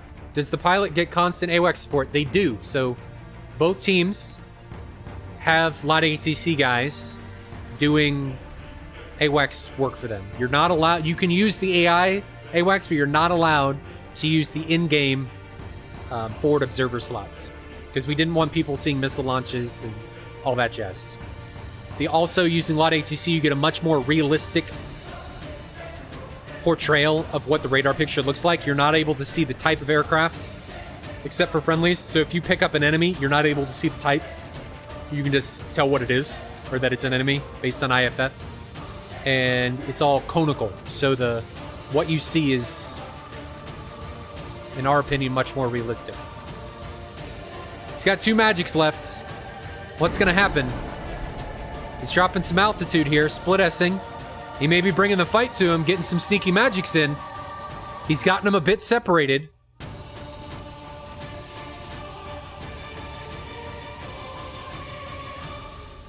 Does Merlin see him? What stores does Merlin have left? An AIM-9. But that AIM-9 may do it against Micro, but it does have a low IR signature. Here it comes. There go the flares. Oh, we saw it just barely go by him. And they're an emerge. No, he takes him down. So Microvax able to avoid the one missile coming from Merlin and takes him out. And he's now beated on to Barbarossa.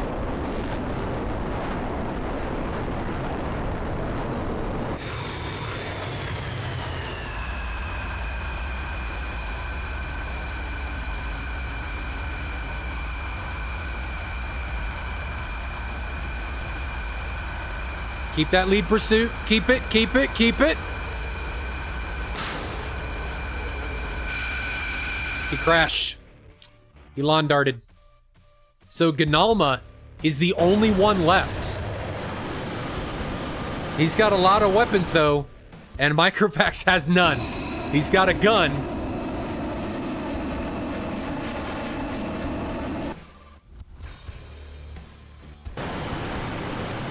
So Microvax is down, is Remington, guns only. And Ganalma here is coming in with almost a full load. But we don't know what Ganalma's fuel load is like. We saw him what looked to be RTBing.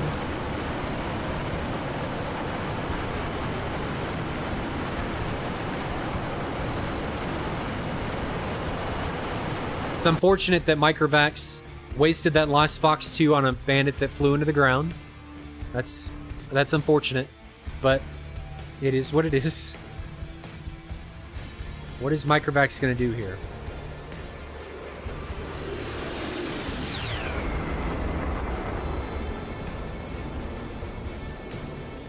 What is he going to do? He's climbing back, getting some altitude back. I think he's just going to try and get Ganalma to run out of fuel here.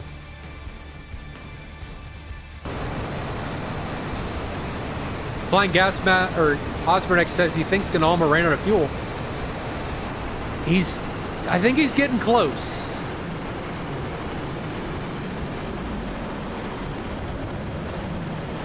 He is in gate, but he's turning cold. So I don't know. I think he's almost out of fuel. Both these teams are just playing cat and mouse. Both these pilots.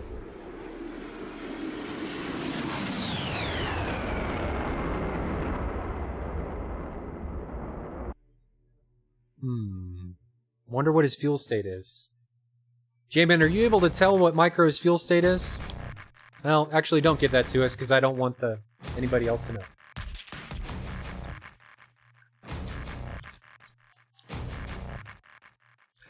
So Scorpion says the German CPU was running on all 16 cores. Microvax just bided his time and waited for them to isolate themselves, which I think was the correct approach. I think 36 could have done that a lot better. Cast a net, provide mutual support to one another, come in together instead of one at a time. Microvax is recommitted here.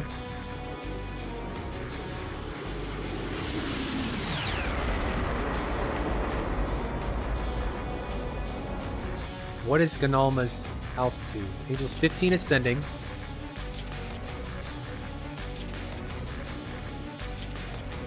So it looks like Micro has plenty of fuel left.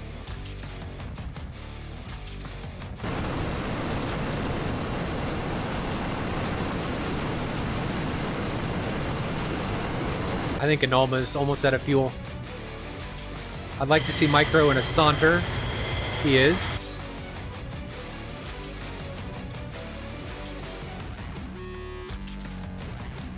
So separation here, 45 nautical miles. Both teams just biding their time. Now, something I should say here. If either team leaves the bubble, they cannot re-enter. If they re-enter, they blow up. So if one team leaves and then the other team stays and they maintain the bubble for 5 minutes, they win.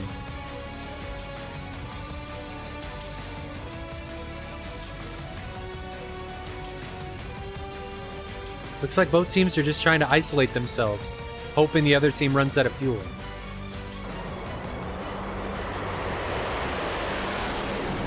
And almost down to 85% engine RPM. And Micro's just biding his time out here to the east.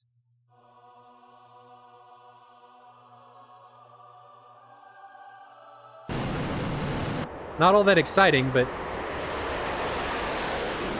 it is a valid strategy.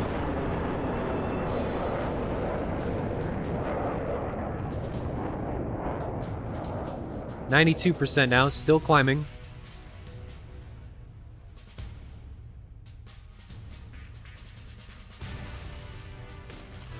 Osbornex says the baguette missiles are inferior. You can easily defeat the magics. You just have to dive them to the ground against mantras. That is true. That is very true. I think it's safe to say that about most missiles. It was just unfortunate that how everything played out. I don't know what Ganalma's doing. I don't really know what Microvax is doing. Micro better stay in the bubble.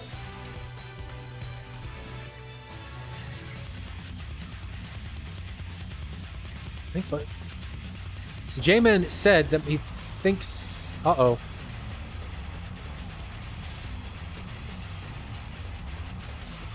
Micro may be out of fuel. Unless he cut his engine to save fuel.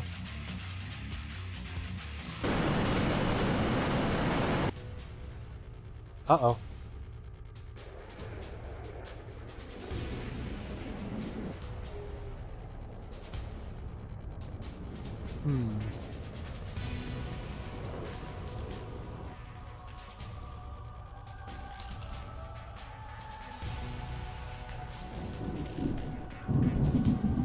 Mosler, thanks for the follow, buddy. Hopefully you're enjoying the show. Osbornex says they're orbiting close to base in case they run out of fuel. Yeah, but I think Micro may be out of fuel. Unless he's cut his engine, which is entirely possible, but I think he's left the bubble.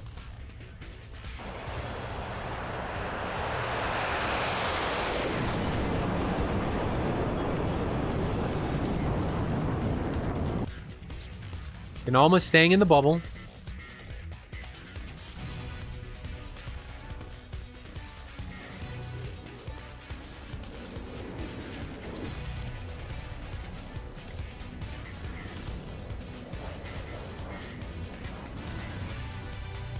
Wild Boys says, what happens if they both leave the bubble and die?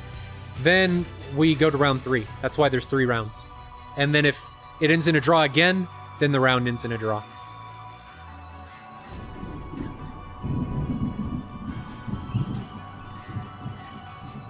If they both leave the bubble, again, it just comes down to it being a draw.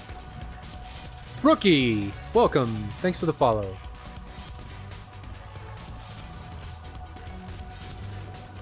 Yeah, I think he's just out of fuel.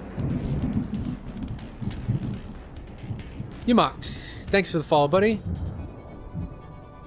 Hopefully you guys are all enjoying the show. Now remember, Micro has left the bubble. So Blue has taken control of the area, so they've effectively won. So, I think.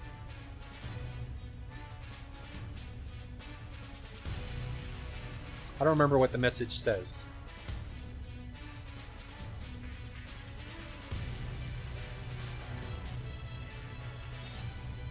I guess Micro just left the bubble. We'll just have to see.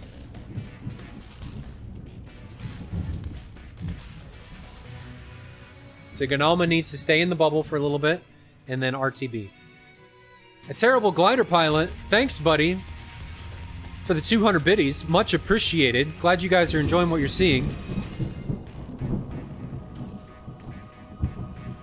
Corleon, welcome. Thanks for the follow, buddy. Hopefully you're enjoying the show. This has been a really slow match. Kind of unfortunate that we've had 5 minutes or 15 minutes of nothing really going on.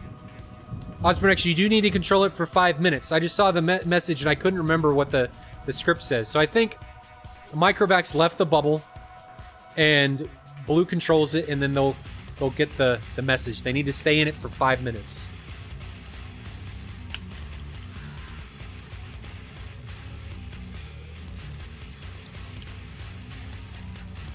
How's our guy doing?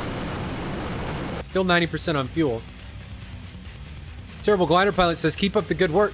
Thanks, man. All the much appreciated. I enjoy doing it, and it means a lot to know that you guys enjoy watching. Maverick, I think that's Maverick from 104th. Welcome. I'm assuming. Thanks for the follow, buddy. Hopefully you're enjoying the show. Micro. Let's watch Micro land. He is... So the fog isn't nearly as bad, it looks like, on the Tbilisi side. So he shouldn't have a too terrible time of landing. He did leave the bubble. So if 36 owns the bubble for 5 minutes, 5 minutos, and then lands, they win the round. If they crash, it's a draw. But he's still up. He's still at 90% engine RPM, so I don't think he's too bad. Let's jump to the Tbilisi view. I think we need to watch this way. Oh, it's Maverick from RvE. Well, welcome regardless. Tab, welcome. Thanks for the follow. See if we can see Micro coming in here. Can hear him. There he is. Pretty good landing, all lined up. For what it's worth, the energy management making sure he was high enough to come in and land made a nice landing, so he was able to put his wheels down.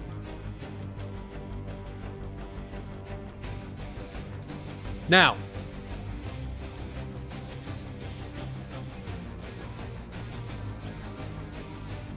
Is he going to be able to maintain it? Still at 90%.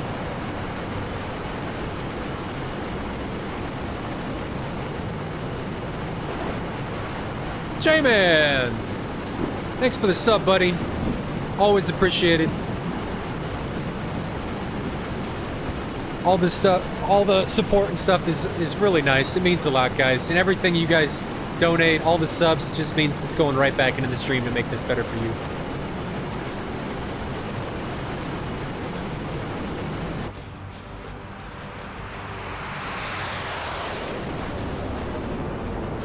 So we saw Micro put it down. Gnalma's got to stay in the pit, in the bubble. Should be almost done.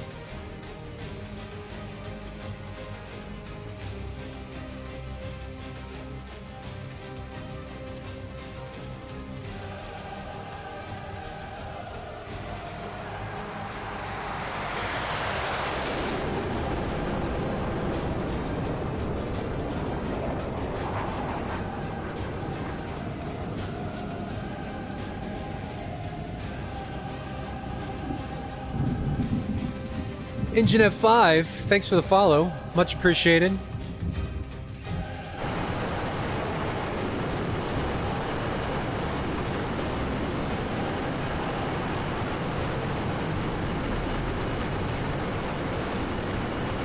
So Blues controlled the bubble for 5 minutes, now they can RTB.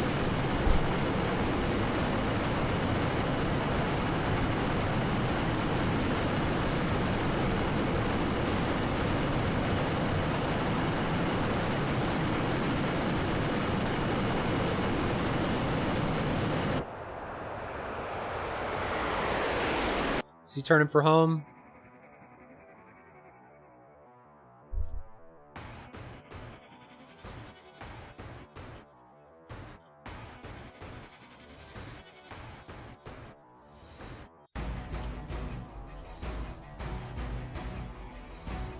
The question is, will he be able to land?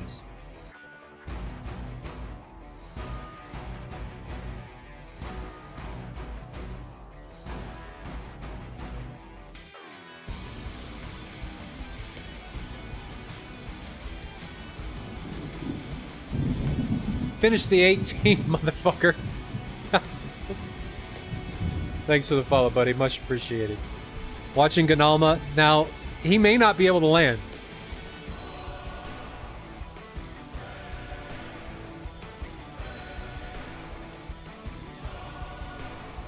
So we may very well be going to round 3. Just have to see if he's able to do it, because we know Sinaki Airfield, the fog is thick.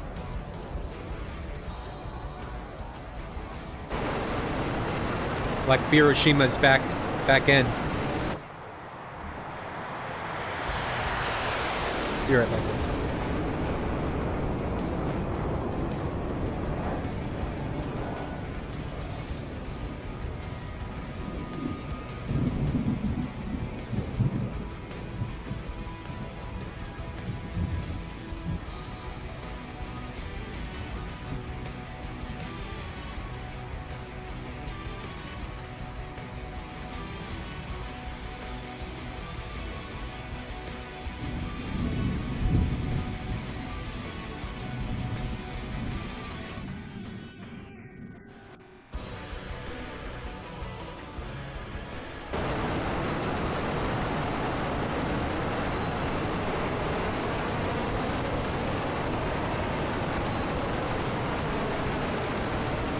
Sorry guys, I had to work some stuff out with the wife.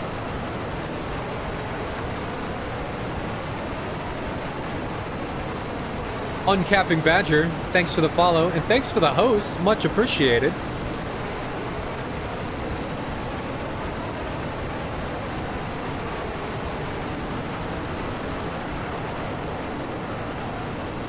Just see what happens here. Not really sure what... I'm in unknown what's gonna happen. Barashima says, don't you worry about my booty. Biro, I'll worry about your booty if I want to worry about your booty. Descending, passing Angels 22. How far are we away from Sanaki here? 24 nautical miles.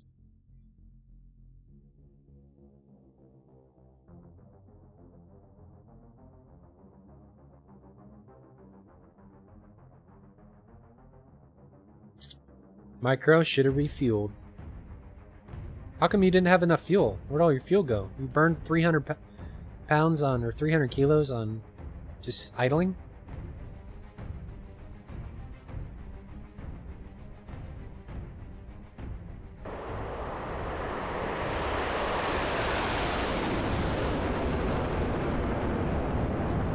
Still descending.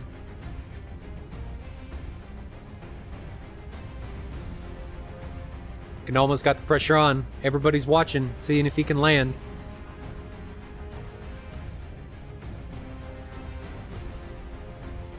The advantage that the flankers do have is they can tell where the runway is and which way the runway is facing based on their data link.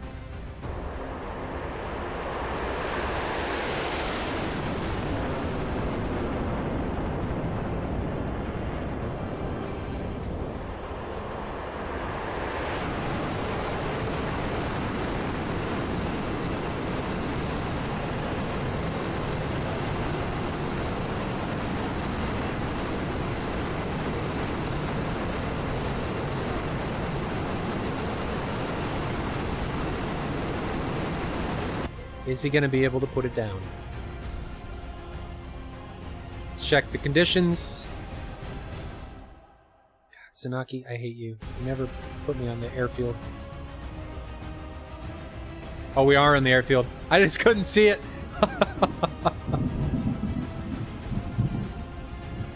Berate, or Blarate, welcome. Thanks for the follow. Let's see. Man, look at these conditions that we've got going on here.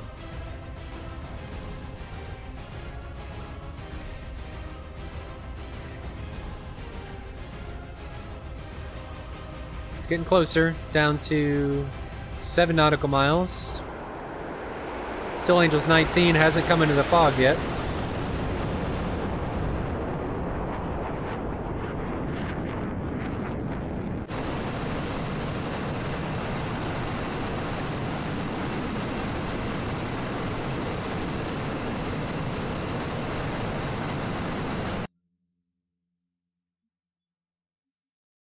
Five, just over the river.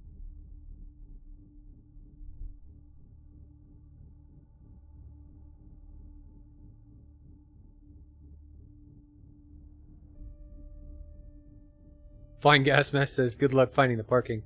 All you gotta do is put it down.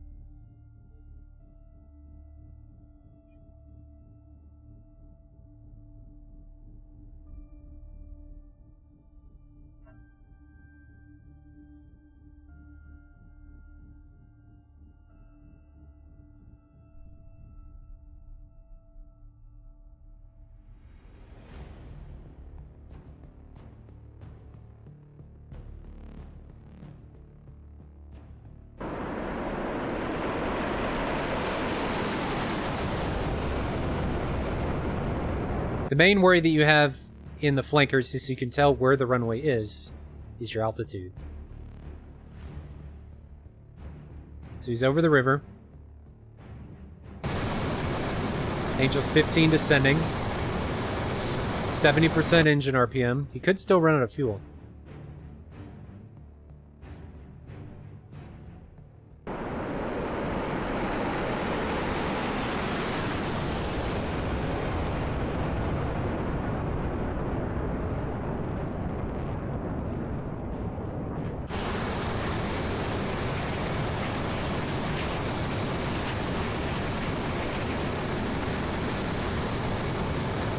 Did end up jettisoning his weapons, so we should be turning finals here on to base momentarily. We're now 10 nautical miles away from Sanaki.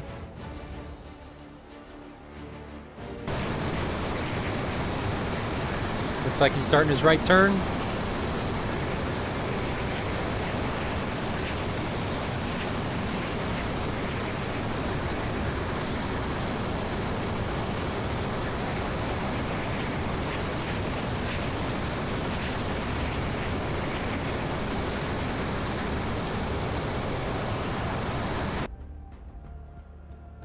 Gotta make that turn a little tighter.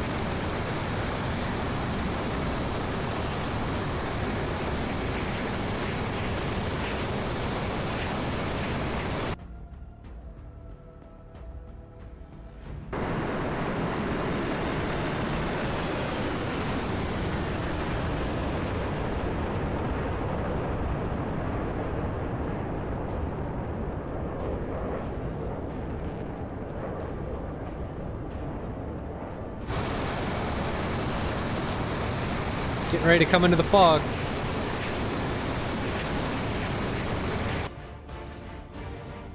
Make that turn tighter. It's not too bad.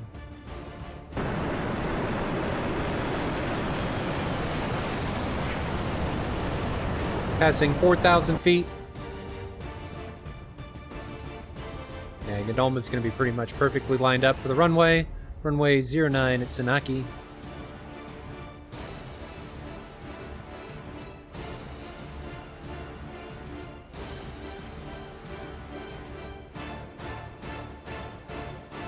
Osmonex, if he crashes, is it a draw? Yeah, it is a draw. So the reason it's a draw is because Microvax had to lead the bubble, and then Gandalma was able to maintain and keep it. So they effectively won the round. They just have to live, since they were able to maintain the bubble for 5 minutes. So he's staying above the fog. He may just come in on a steep approach. A little bit off to the north. See if he corrects here.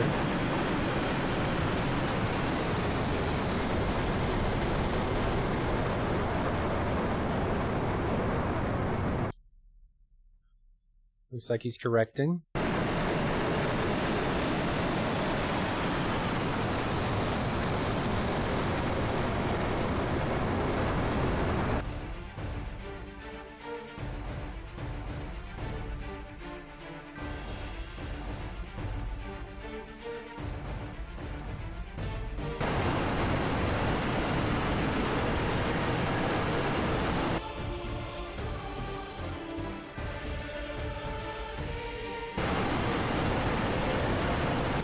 He looks pretty good.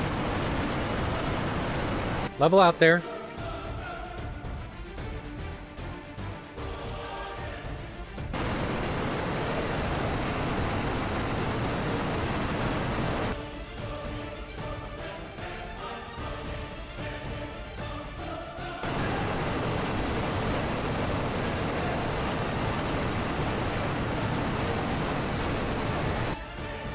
Still pretty well lined up. Passing 2,000 feet, 170 knots.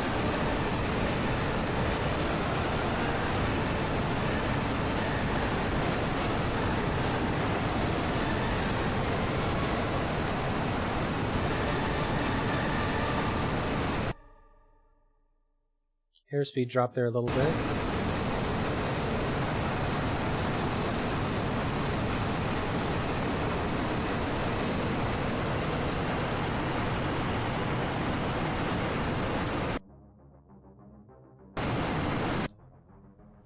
Can't hear him or see him from the airfield yet.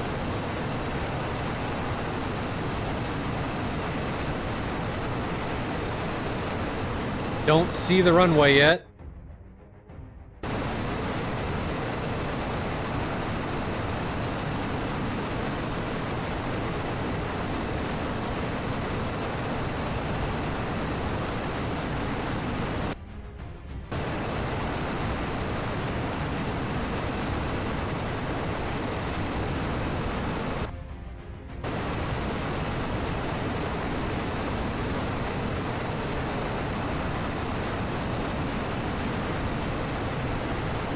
Where is it?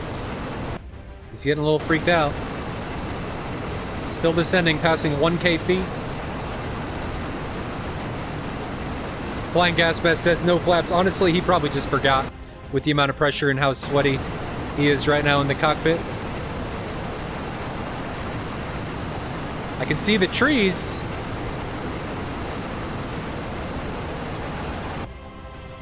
Are there no lights on the runway this time?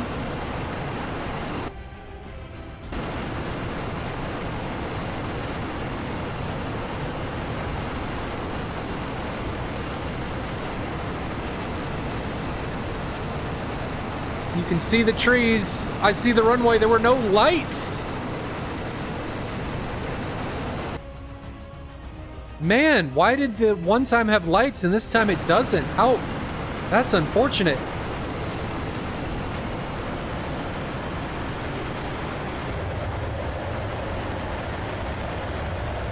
Huh. I blame that on DCS.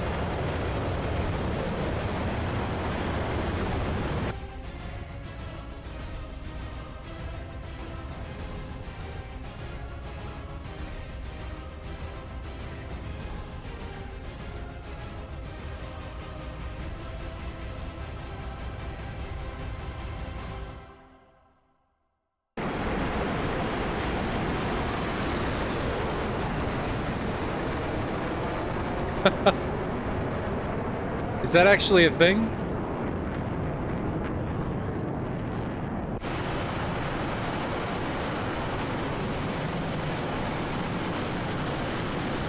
I didn't know that was a thing. Good information. I didn't know you needed to request a landing for the lights.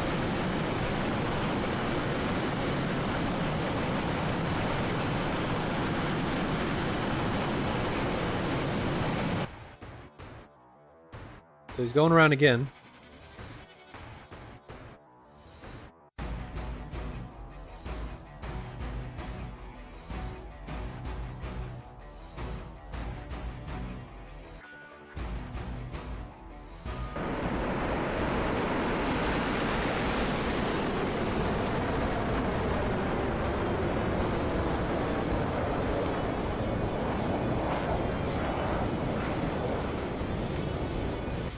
Hiroshima, from what I understand from chat, they're configured by based on if you request a landing or not.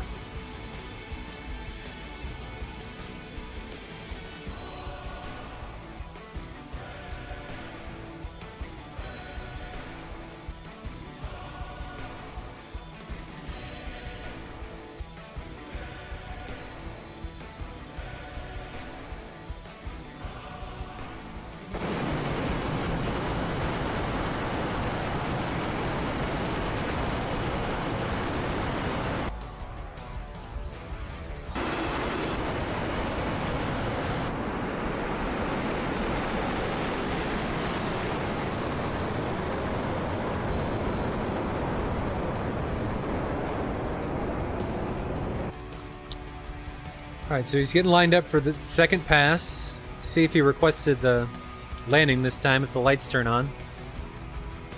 He had a pretty good approach. He was slightly off.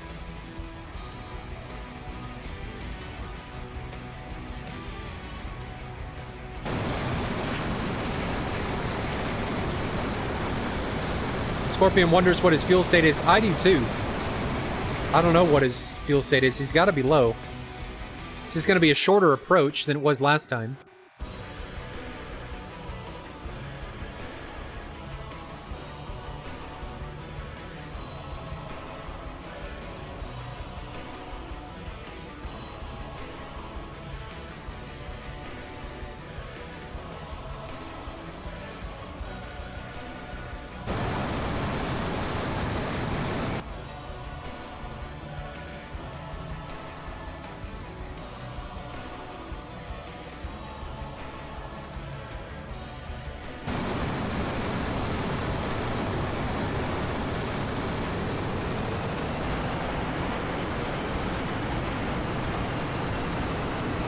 Yeah, he requested it this time, so there's the lights.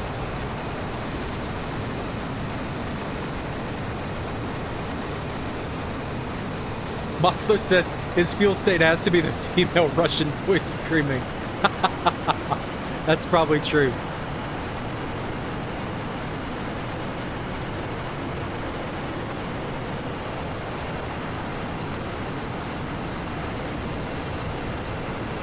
Perko, does it matter which way he lands? Just wondering why he circled around. He probably circled around so he could call for landing and make it. So he wasn't as rushed. Didn't get into a stall. From no airflow over the wings, making a low speed, hard turn to come back in on the runway.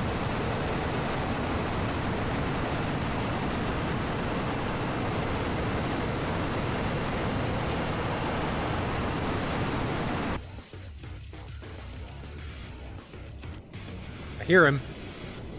I see him.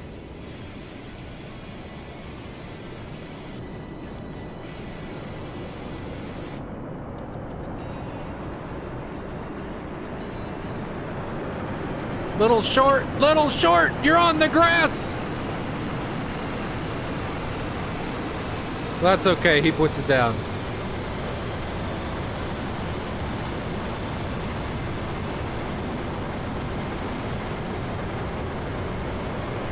Woo!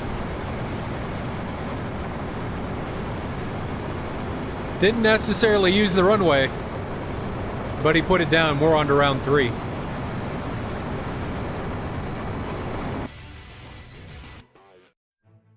We reset the server here.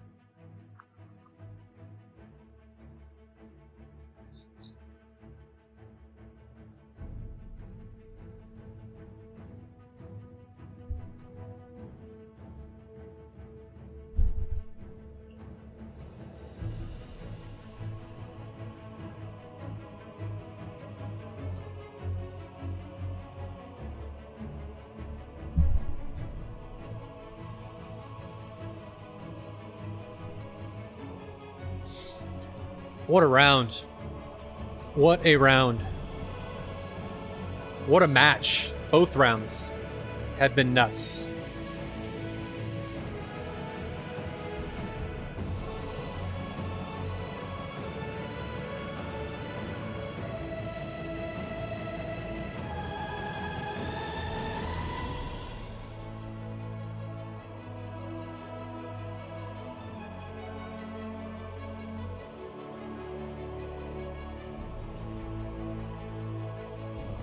Watch 36 take off again from Tbilisi.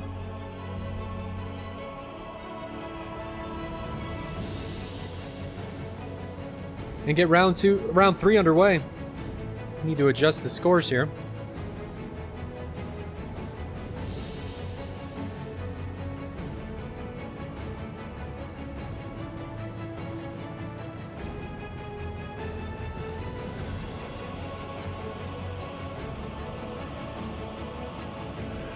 So we're down to 1-1 after 2 rounds. This is anybody's game. Can still end a draw if this round ends in a draw.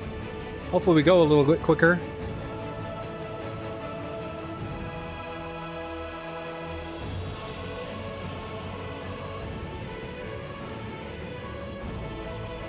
But what a round.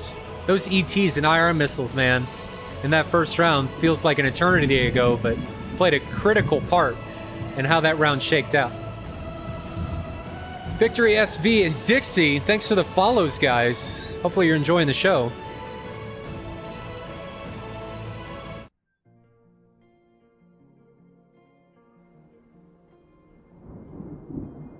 Looks like a completely different day or a different planet here at Tbilisi with how foggy it is in comparison to Tsunaki.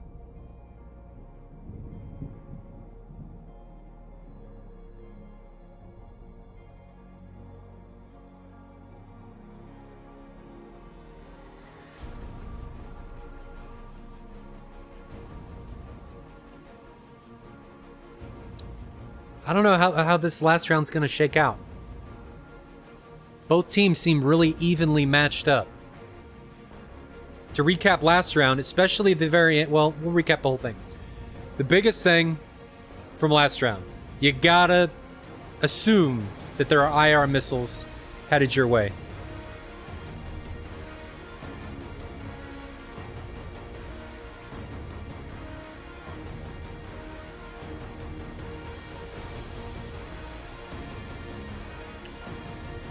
You gotta assume that IR missiles are headed your way, and you've got to flare because of that.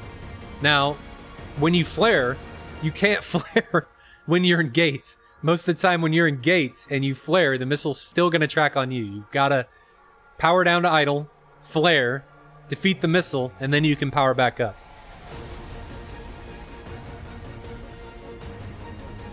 So IR missiles, critical in that matchup. Late game, I would have liked to see 36th maybe take that a little bit different. In that I would have liked to see them capture microvacs in this particular case in a net to spread out, make sure he didn't have anywhere to go, push him against the side of the bubble, and capture him so that he can't run around and run away from you. Gave the taxi command. These guys should be taxiing and getting ready, and we should be getting this rocking and rolling.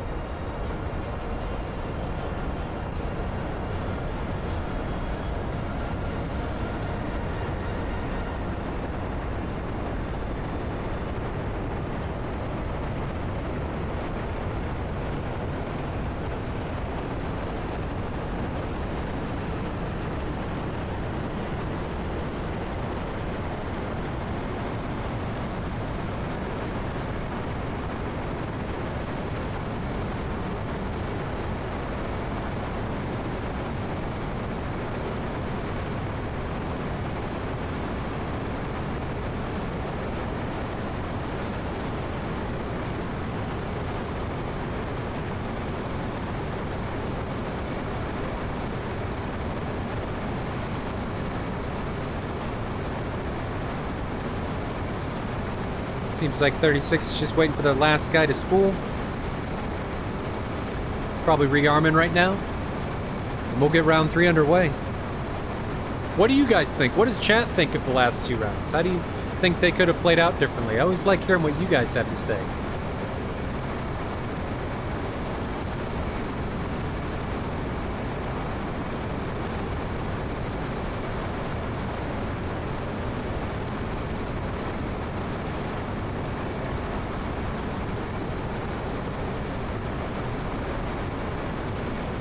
Looks like 36 is getting their taxi on.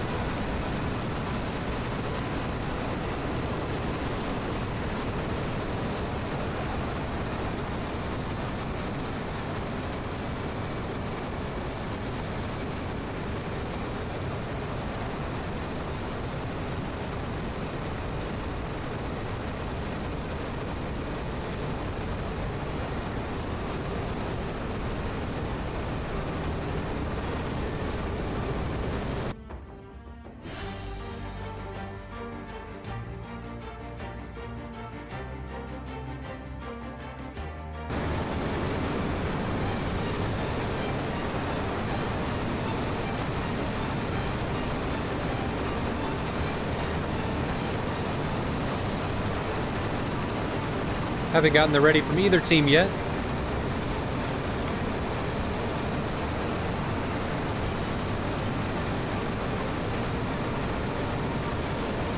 Sorry guys, not talking a whole lot right now, just giving myself a little break. We'll get going. I know energy's Z all the way. Nobody wants to give me their input. Let me know how they feel.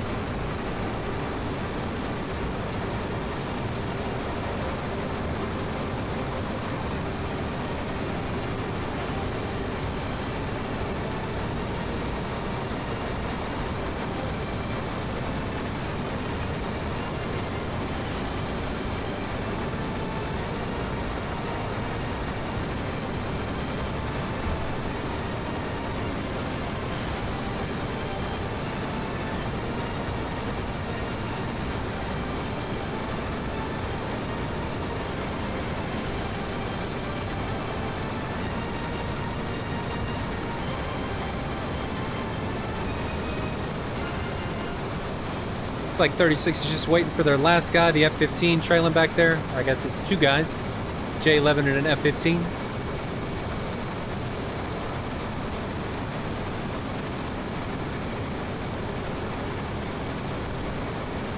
Energy Micro is in a Mirage. From round to round, you have to be in the same... The pilot doesn't, but you have... Each team has to have the same number of airframes. So if you took 5 J-11s and 1 F-15, like 36 did at the very start, they have to maintain that for each round.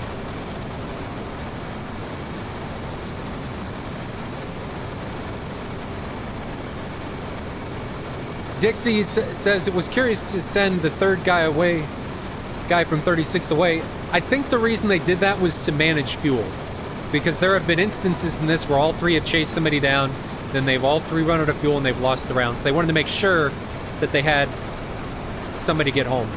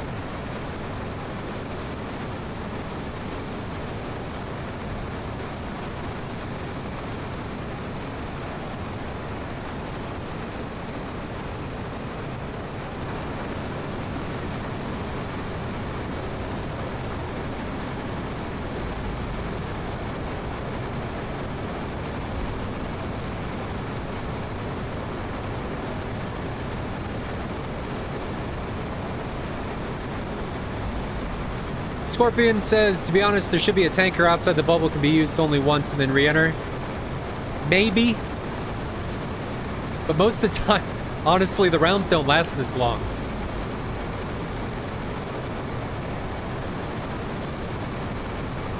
We make sure both teams are ready to rock. We know 36 is. Looks like RvE is.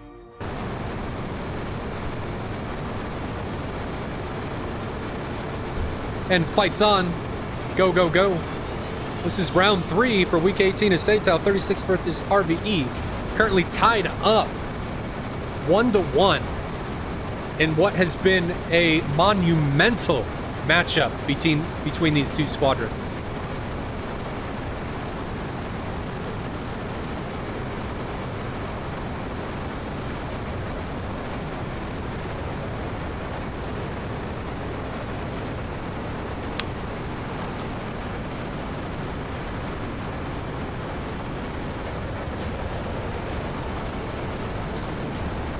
I really like how 36 is taken off here. Delayed departures between each element. They're taken off together. It looks really good. We've touched on this a couple times in the past, where teams have improved how they look and their discipline in takeoff, taxi, all the little things that you don't really think about. Formation flying from the start of SATAL to now, which I really like to see. The professionalism and stuff and what we've seen with how people are flying is greatly improved, which has been awesome. It's great to watch.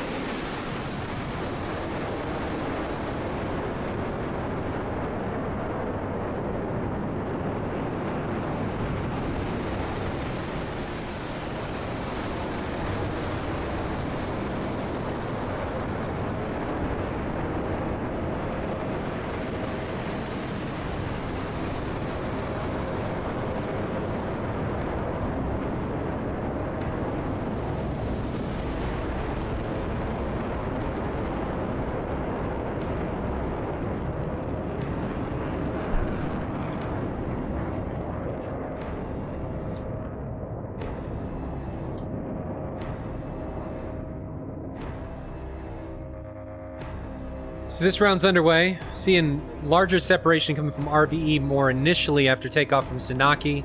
36 is still in a line of 3-2 ships. So we're seeing the same behavior coming from both teams for all 3 rounds. At least that's what it looks like currently.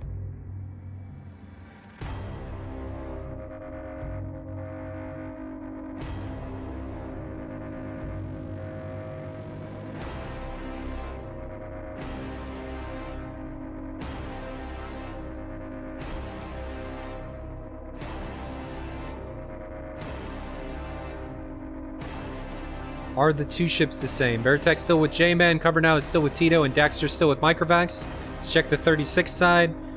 Drigo is still with Falcon, Ganalma is still with Barbarossa, and Aircog is actually a new pilot this round. We didn't see him yet with Merlin.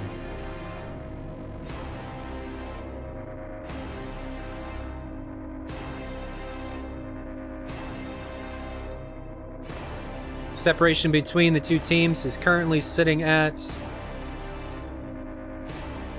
100 miles.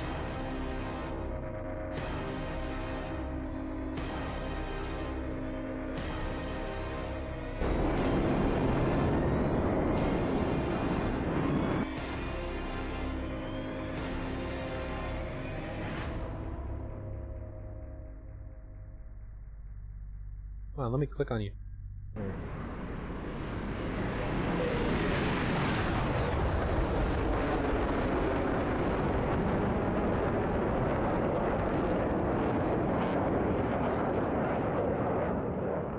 Flying gas mask, yes, they did switch sides. They switch sides each round. So if RvE wins, they'll have the Sanaki hellhole to be landing at.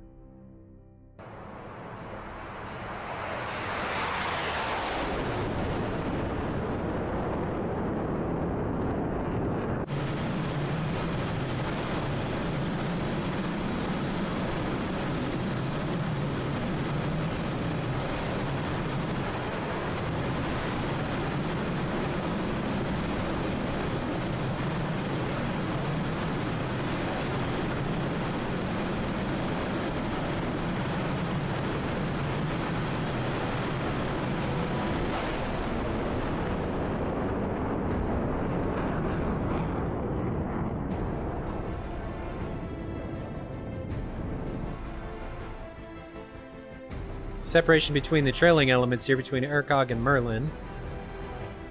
Daxter, same tactic we saw in round 1 coming out of Sanaki for RvE.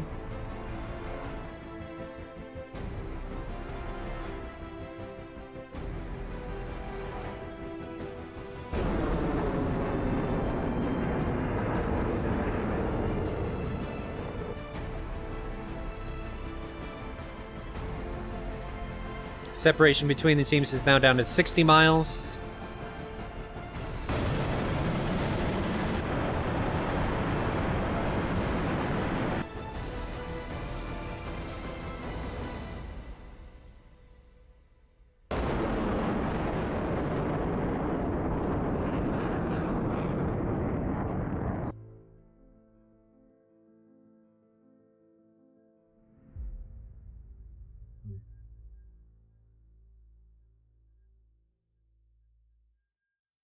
This is something we haven't seen yet, though, is Microvax and Dax are coming back to the main formation.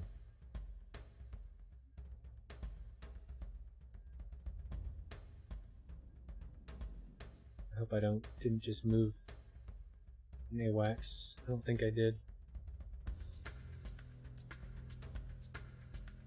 Is that... We do see Daxter there marking. Below Microvax's Mirage.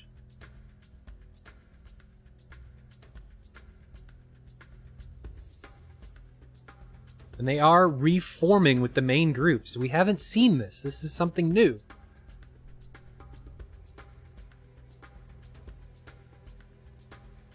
Instead of them coming down here to the south or up to the north as they did out of Tbilisi and separating from the main force, we're seeing them recommit back with the main element. Brazen Bull, yes. So the AI for the AWACS is on. It still broadcasts. You can obviously turn that off using Shift-M. but we are using light ATC for human controllers. You're just not allowed to use the in-game forward observer slots. You have to use light ATC if you want a human controller. So separation now is under 30 miles, down to 25 now. J-Man is entering with Veritech entering at 30,000 feet, Falcon and Drigo entering at 40,000. So we do see an altitude difference here. First missiles coming, those are long launches. 20 nautical miles, just under 40 kilometers are the initial launches here. Falcon's coming down through markings.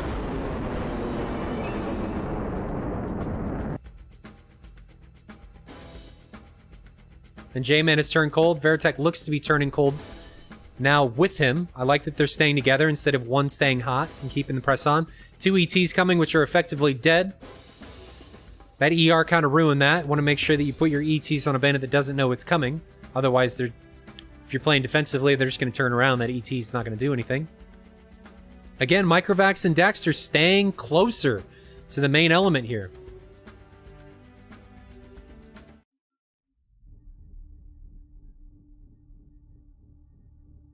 See J-Man recommitting. Should see Veritech doing that shortly. Barbarossa and Gonalma are still extending, while Ercog, Merlin, Falcon, and Drigo are still hot.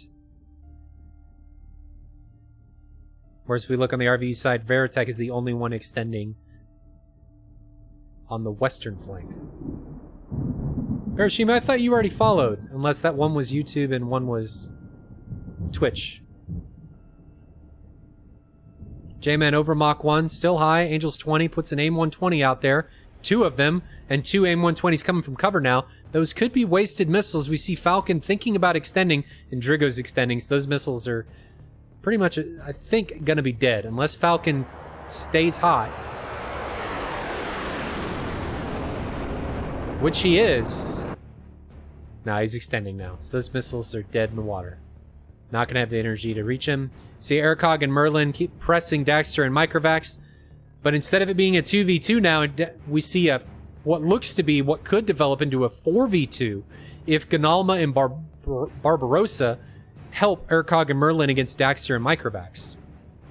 I would just hope up here to the north that Falcon and Drigo can play a very defensive and passive game against the 4-ship of RvE from Tito, Veritech, J-Man, and cover now.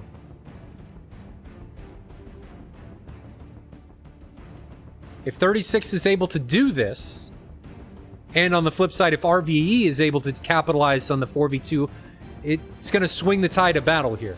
Falcon has been isolated. He's got a flank coming from Tito, but Drigo is flanking Tito. Does Falcon know Tito's here? Tito's at Su-27, so he may have him an IR. Or an URS. Looks like Tito is being locked up by Drigo, so he broke off. And we may see our first merge of the matchup between Tito and Drigo. Drigo is now extending. Missiles coming from Drigo. He's extending as well. That ET... Tito may not have the energy on this extension. That ET's... Oh, Tito got taken down by that ET. He broke off too early and didn't have the energy to outrun that ET fired from Drigo. Another ET coming from Falcon. Is J-Man gonna see that? Looks like I missed a splash down here to the snow. I didn't. He's right there. So we've got a 5v6. 36 with the numbers advantage. ER coming from Barbarossa up here to the north on Veritech or J-Man. But that's effectively dead. He broke clock. Missiles unguided now. Looks like Falcon and Drigo are now regrouping with the southern element of Barbarossa, Ercog, Merlin, and Gonalama. God. Tongue twisters. Nope, they broke off and are now headed back north to the northwest to face down Veritech and J-Man again.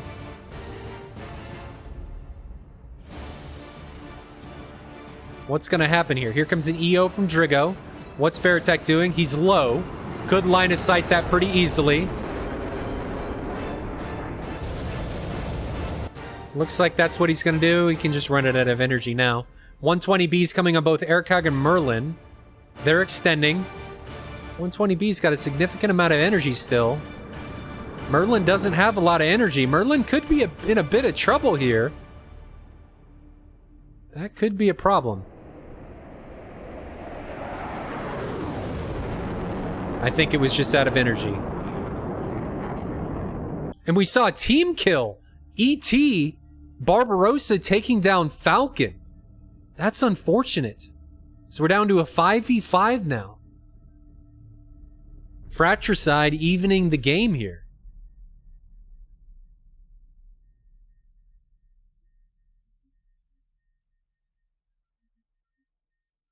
Did I miss somebody else getting taken down? Urcog disconnected, so we're down to a 4v5. That's unfortunate. I'm not sure what happened to Urcog on the disconnect, but now RvE has the numbers advantage. 5v4. Here in what's been a much slower matchup in comparison to round 2.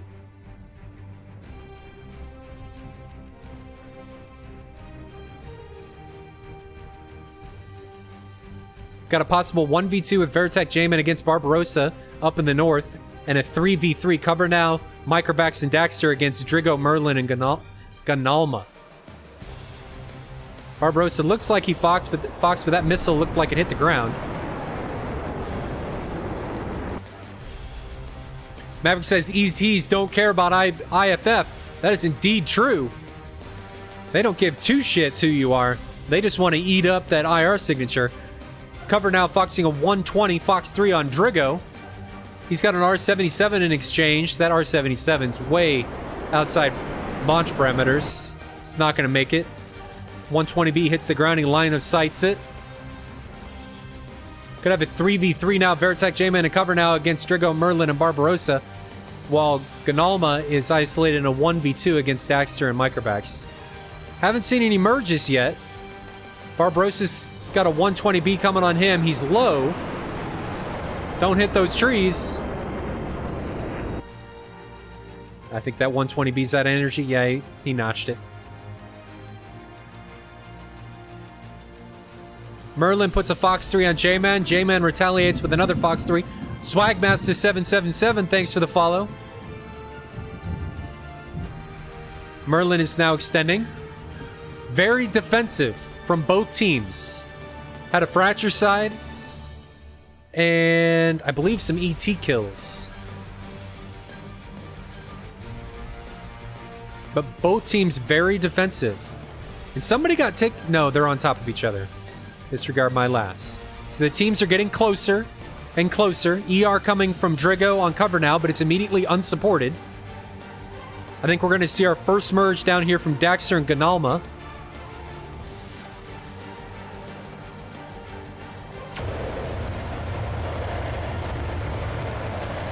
Is that Daxter? Yes. He's defending. He's got a launch on him. No defense coming. And he gets splashed. I'm going to assume that was an AIM-9 that came down from up top. So it looks like I missed a kill up here? No. They're just stacked on top of each other. J-Man and Veritex. We're down to a 5v3. Could have a merge between Cover Now and Drigo. Here comes a 77 coming from Drigo with an AIM-9 coming from Cover Now. I think both of those missiles are going to be dead, though. Both players immediately start defending. 120 coming from Veritech, so Fox 3 on Drigo. He could be in trouble. He's low. Could just notch that missile. Looks like that's what he's doing. Where'd Daxter go? There's Daxter. So both teams still playing defensive. We saw what looks like a merge between Daxter and Ganalma. I think Ganalma just got hit by something he didn't see.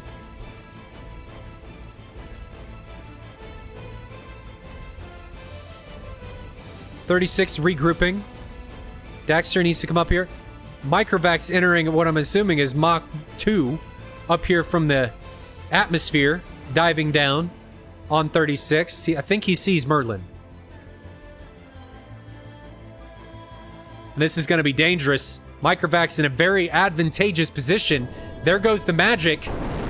He's got a massive altitude advantage. He's got that missile's going to have a ton of energy by the time it reaches the bandit. No flares yet.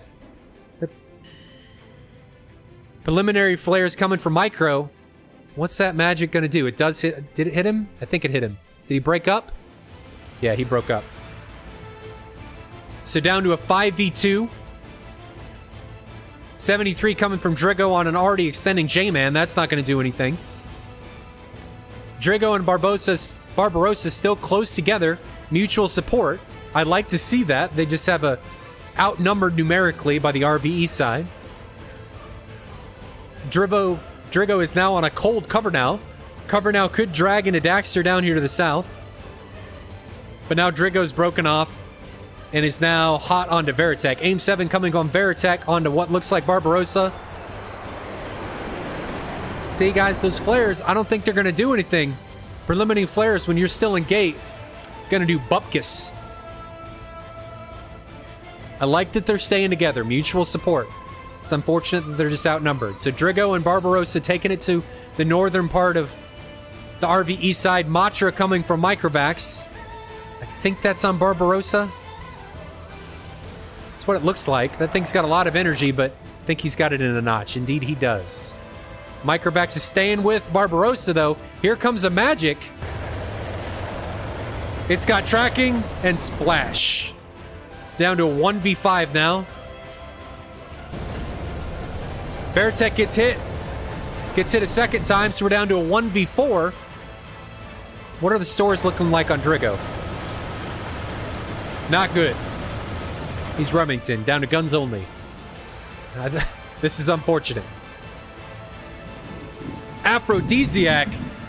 What a sweet name. Thanks for the follow.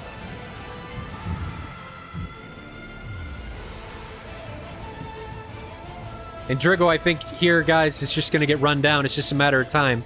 We may see the same thing that happened in round 2, just flipped RvE in 36, but I think RvE is going to pull this out. Drigo may be recommitting. He's really low. I don't know that they see him. They don't.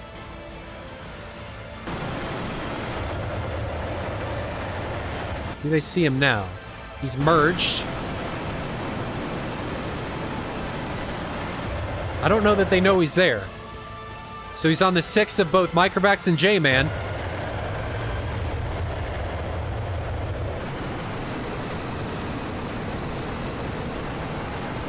Is he getting locked up? No! Fratricide! Microvax! That's a friendly! Looks like he was able to get out of it. So now Drigo is sandwiched between Microvax and J-Man. Microvax has been vectored into the back of J-Man. Or back of Drigo. And we have a merge between Drigo and J-Man. But this merge, the longer this goes on, the easier it's going to be for Microvax to get a firing solution.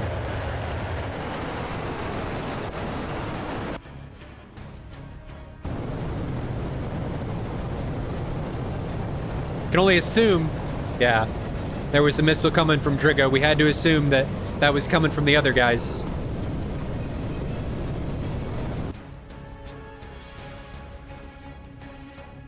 Looks like they told cover now, just in case they were going to run out of fuel, to RTB.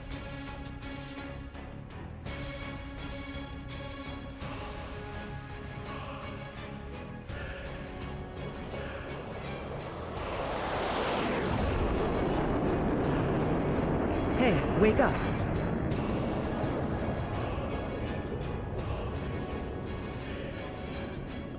But a much cleaner round coming from RvE there.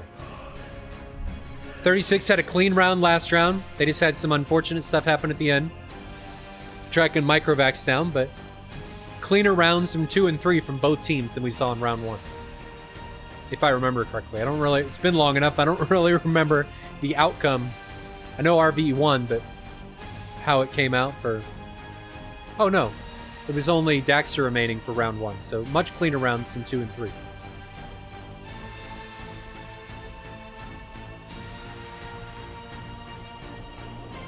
So we've seen one of these guys to land. And RvE will take this one, but I still got to come down through the fog.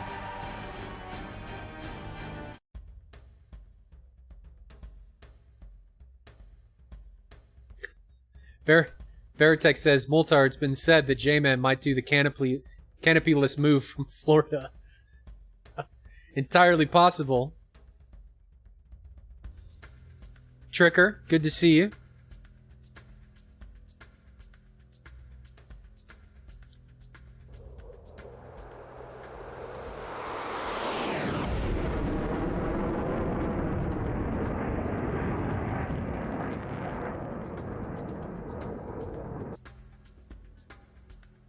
See if they're going to reform up here.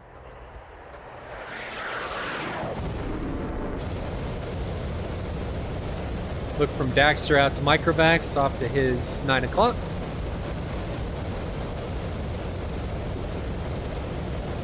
I think they're just going straight back. Don't think they're reforming in RTB. So let's recap for anybody that just joined the stream. Welcome. Let's look at the... I'll show you the weather conditions that they're landing at. This is the weather at Sanaki currently. Massive amounts of fog.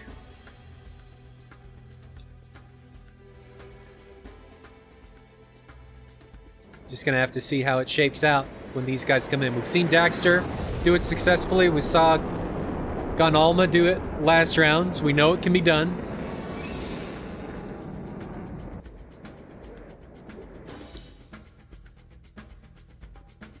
See how these other guys do it. We know Daxter can do it. We know Gunalma can do it. Let's see how these other three do it. And how well they can land in that near zero visibility conditions.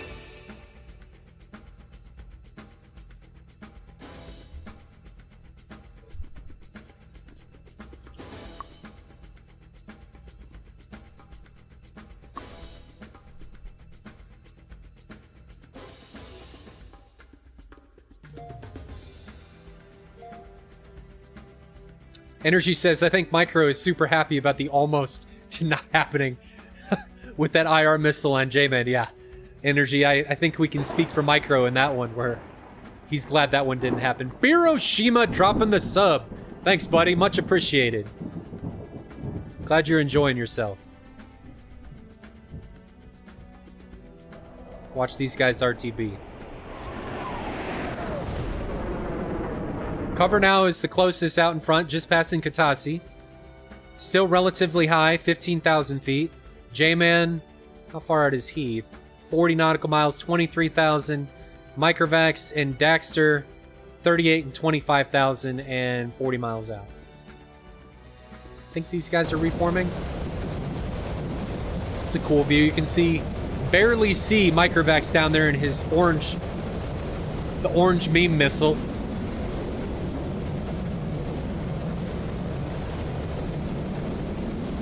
Getting ready to pass underneath Daxter.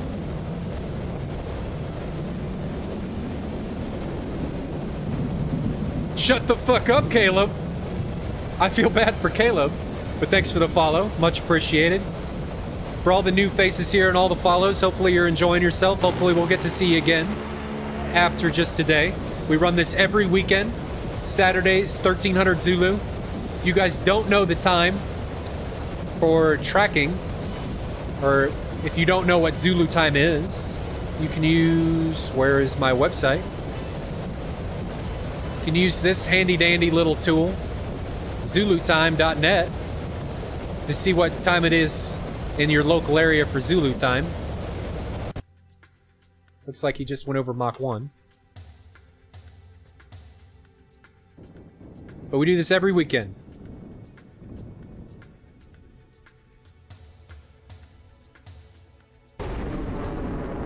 And it's grown quite a bit. We started getting, we started in February, maybe 20 to 30 viewers average, and we're breaking 100 now, so this is exciting, guys. I'm enjoying myself. I need to fix that F-15 gun. That sounds kind of weird.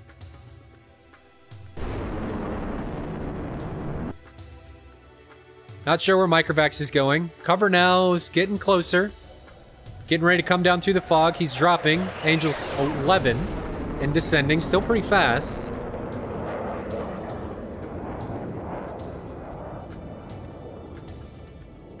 Oh, Micro's doing an ILS landing.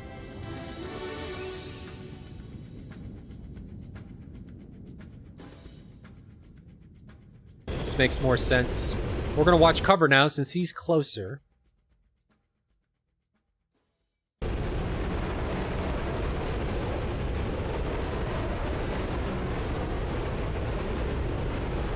See if he can put it down in these dreadful conditions. Passing Angels 10, 390 knots.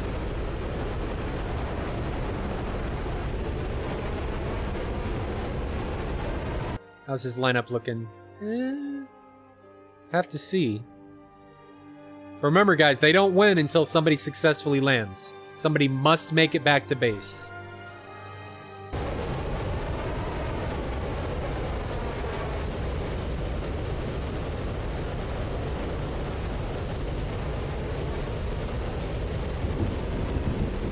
Tricky Tricker with 100 biddies.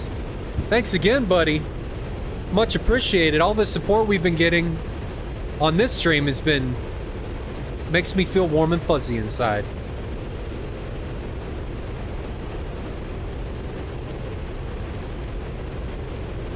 Hiroshima says, good work. I still need a DCS weather girl with some AIM 120Ds. You just need to put her next to your pit.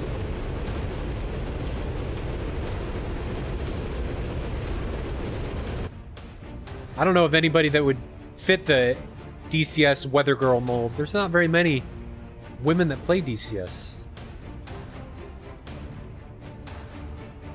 Cover now. Where are you off to? Where are you going? Uh-oh. Passing 1,500 feet. He's off on a safari down through the cloud deck.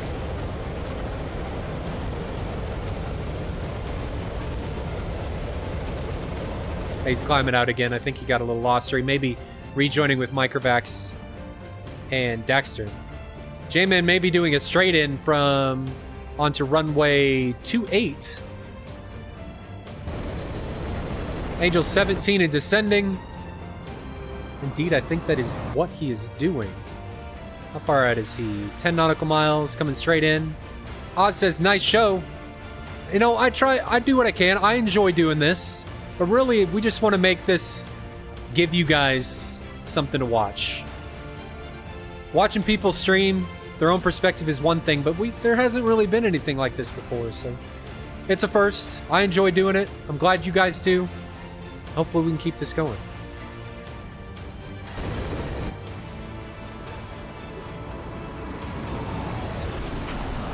Does J-Man have his canopy? He does still. See if he rips it off.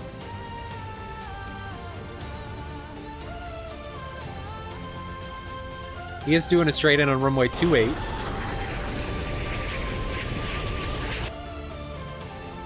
He's lined up pretty well.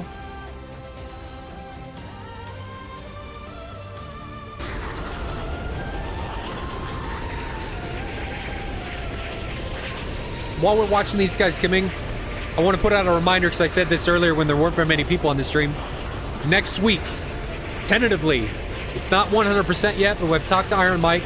We're pretty sure that Heatblur is going to be on here, give away another F-14 or Vigan, and hopefully we can talk about the F-14 again. Everything will happen after the completion of the main event. There goes J-Man's canopy. But make sure you tune in next week. If you guys want to post it on Hoggit, go for it. We should have them on next week. If we don't, I'll make sure to let you guys know, and we'll go from there. But tentatively, Heatblur next week, module giveaway. Get excited. We gave away one already. We're going to do it again. Max Power, thanks for the biddies, man. Much appreciated. Just goes back to making us better here at DCS World events. Scrokes, thanks for the follow. Flying Gas Mask, the name of this song is Two Steps from Hell Victory. J-Man indeed did not do a straight-in approach. He got a little worried, I think, there, and just flew by the airfield. He's in the fog now. I think he sees the lights. But he's still pretty high. J-Man, what are you doing? I don't see him. I can see him. He's still pretty high. He's coming down pretty fast. J-Man, the meme without a canopy. How's he gonna do here? Crothe, thanks for the follow, buddy. Much appreciated.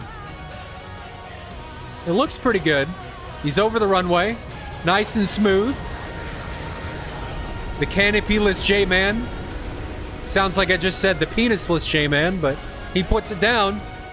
Nice and easy. The lights make a big difference. So we see Daxter bringing it in. Cover now coming back in on what looks to be a better approach. Microvax, I think, is actually following ILS on his approach, making it a little bit broader here.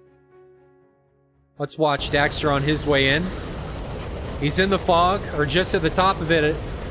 Angels, just over Angels 1, passing Angels 2.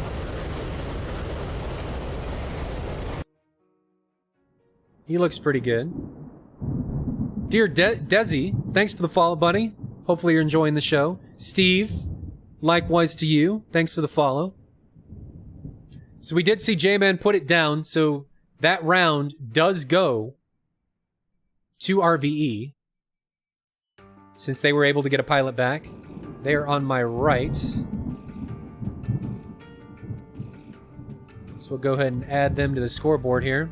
So RvE takes this one against 36.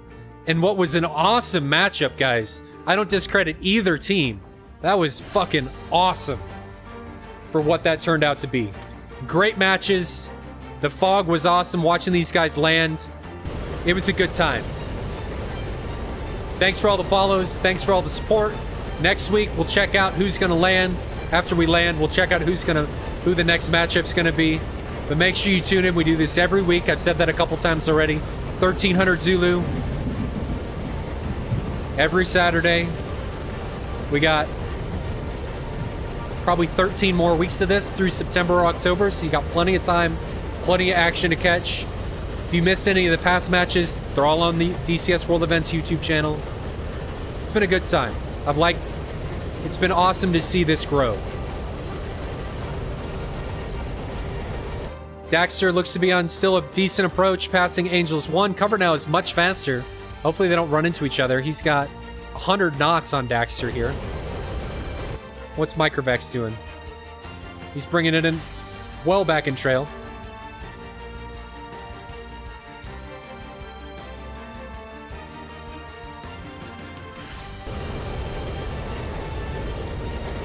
Great approach. Nice and easy from Daxter. Nice and smooth. Coming in center. Jettisons the canopy. Glad we got to see that one. Hats off to J-Man for starting. For starting that.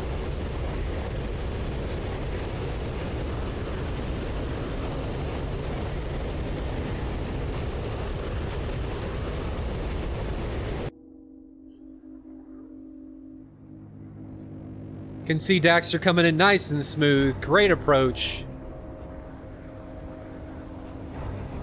See cover now in trail. Decent spread. That looks really good. Nice and smooth.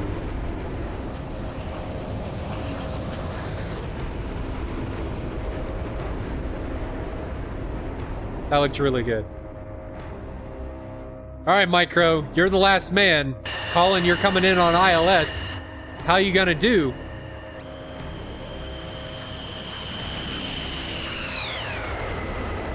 Need to fix those mirage sounds. Throwing the canopy is like throwing the hat in the air. Micro is still 8 miles out. Watch him come in. We'll recap, which we've already done mostly. Check on who's flying next week. Reiterate again that Heapler will probably be here. And we'll wrap this up. It's been a fun one. I've enjoyed this stream. I always like watching these teams. I like watching every team competing in SATAL fly. It's always a great time. Microvax is now, how far out are you? 6 nautical miles.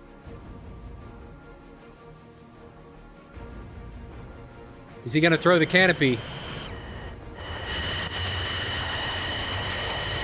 Negative. Canopy is not off.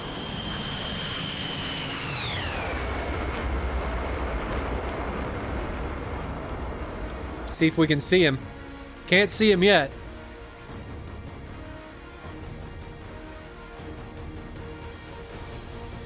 Can he see?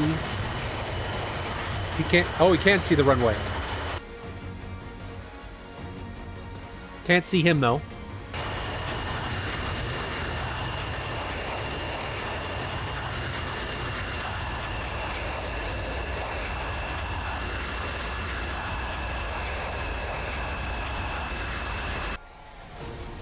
Can't see him yet.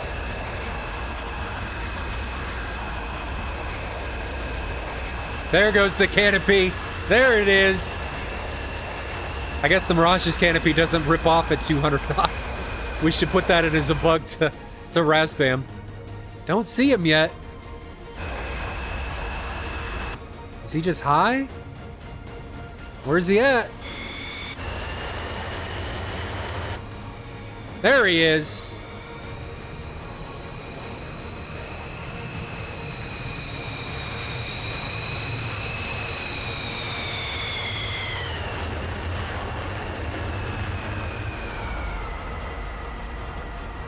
And that wraps the match up, ladies and gentlemen. What a fucking round.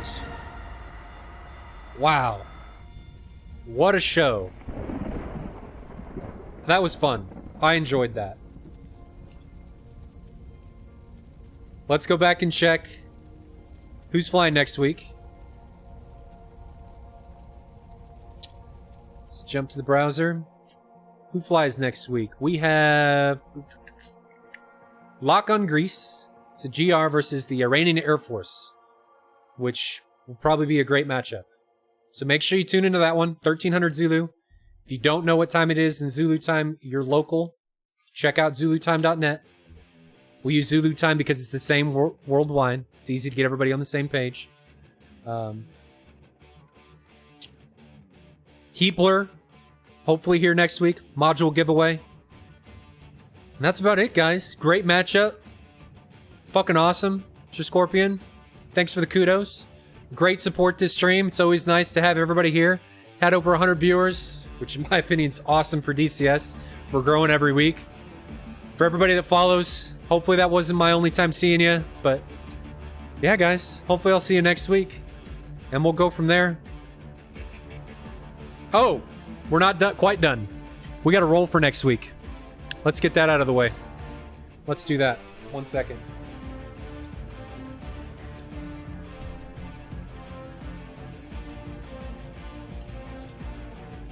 Let's do the dice roll. Okay. Dice roll. Properties.